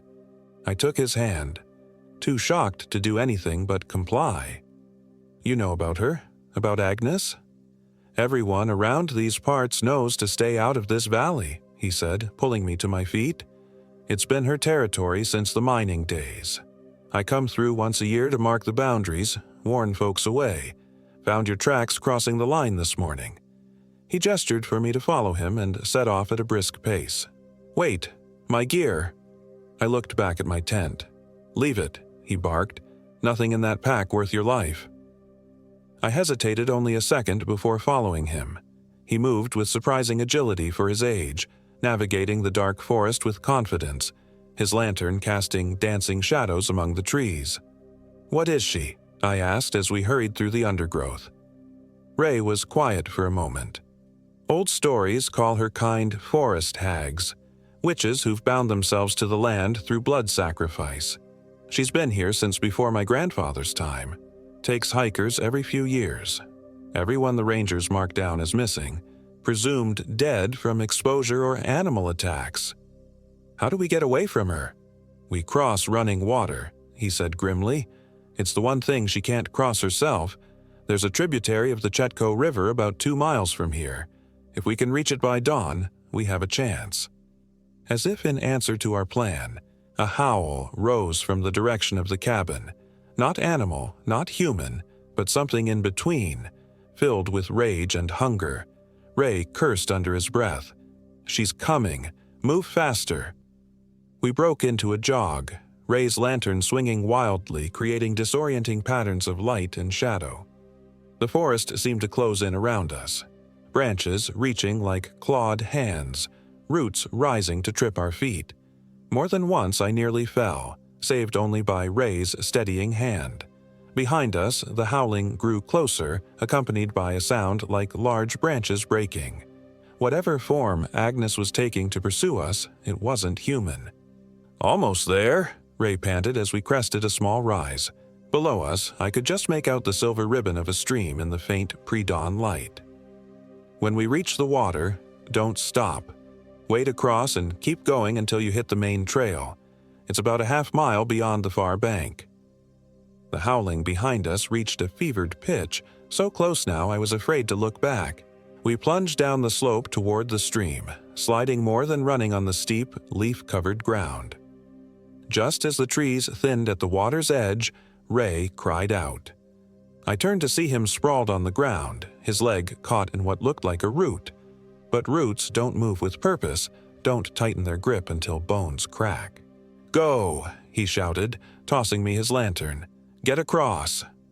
I caught the lantern and stood frozen, watching in horror as more roots erupted from the ground around Ray, cocooning his thrashing body. Behind him, emerging from between 2 ancient trees, came a figure that only vaguely resembled the old woman I'd seen. Agnes had transformed into something monstrous, her limbs elongated and jointed like an insect's, her hair writhing like snakes, her mouth stretched in a too-wide grin filled with needle teeth. "Your friend is quite gallant," she said in that terrible childlike voice. But he knows the rules. He trespassed, just like you. Now you both belong to me." Ray looked at me, his eyes wild with pain and urgency. "The water. Now." Something in his voice broke through my paralysis. I turned and ran the final few yards to the stream, splashing into the knee-deep water. The shock of cold jolted me fully awake, and I waded frantically toward the opposite bank. Behind me, Ray's screams turned to gurgles, then silence. I didn't look back. I couldn't. The lantern slipped from my numb fingers and disappeared beneath the rushing water, plunging me into darkness broken only by the first faint light of dawn. As I reached the middle of the stream, Agnes's howl of rage told me she'd reached the water's edge. I risked a glance over my shoulder and saw her pacing the bank, her distorted form seeming to flicker between human and something insectile and ancient. Where Ray had been, there was now only a mound of churning earth. "This isn't over, Laura," Agnes called across the water, her voice somehow inside my head rather than carried by air. "You wear my mark. I can find you anywhere in my forest." My hand flew to my throat, feeling the thin red line that still marked my skin. "This isn't your forest," I shouted back, finding courage in the fact that she couldn't cross the water. "These are public lands. You're nothing but a ghost story." Her laughter was like breaking glass. "Tell that to your friend. Tell that to all the others who thought these mountains belonged to everyone." She raised a twisted hand to gesture at the trees behind her. "I've been here since before your government drew lines on maps, since before your ancestors crossed the ocean, and I'll be here long after your bones feed my trees." I turned away from her and continued wading across the stream, each step carrying me closer to safety. When I reached the far bank and pulled myself up onto solid ground, I expected to feel relieved. Instead, I felt hollowed out. Ray had sacrificed himself to save a stranger. How many others had Agnes taken over the years? As promised, I found a well-maintained trail about a half-mile beyond the stream. I followed it on numb legs, moving mechanically, driven by nothing but the primal need to put distance between myself and the nightmare behind me. By mid-afternoon, I reached a ranger station at a trailhead I didn't recognize. The rangers were kind but skeptical when I told them a version of my story, that I'd gotten lost, that a local man named Ray Pritchard had tried to help me but had fallen and been badly injured. I claimed I'd panicked and run for help. They sent out a search party but found nothing. No Ray, no cabin, not even my abandoned campsite. According to their maps, I'd somehow crossed from the Kalmiopsis wilderness into the adjacent Rogue River Siskiyou National Forest, miles from where I thought I was. They attributed my hallucinations to dehydration and exhaustion. Maybe they're right. Maybe the rational explanation is that I got lost, became disoriented, and my mind created a narrative to make sense of my fear. That would be comforting. But it doesn't explain the thin red line that still marks my throat, fading but visible in certain lights. It doesn't explain the dreams I have every night, where Agnes whispers that she's waiting for me to return.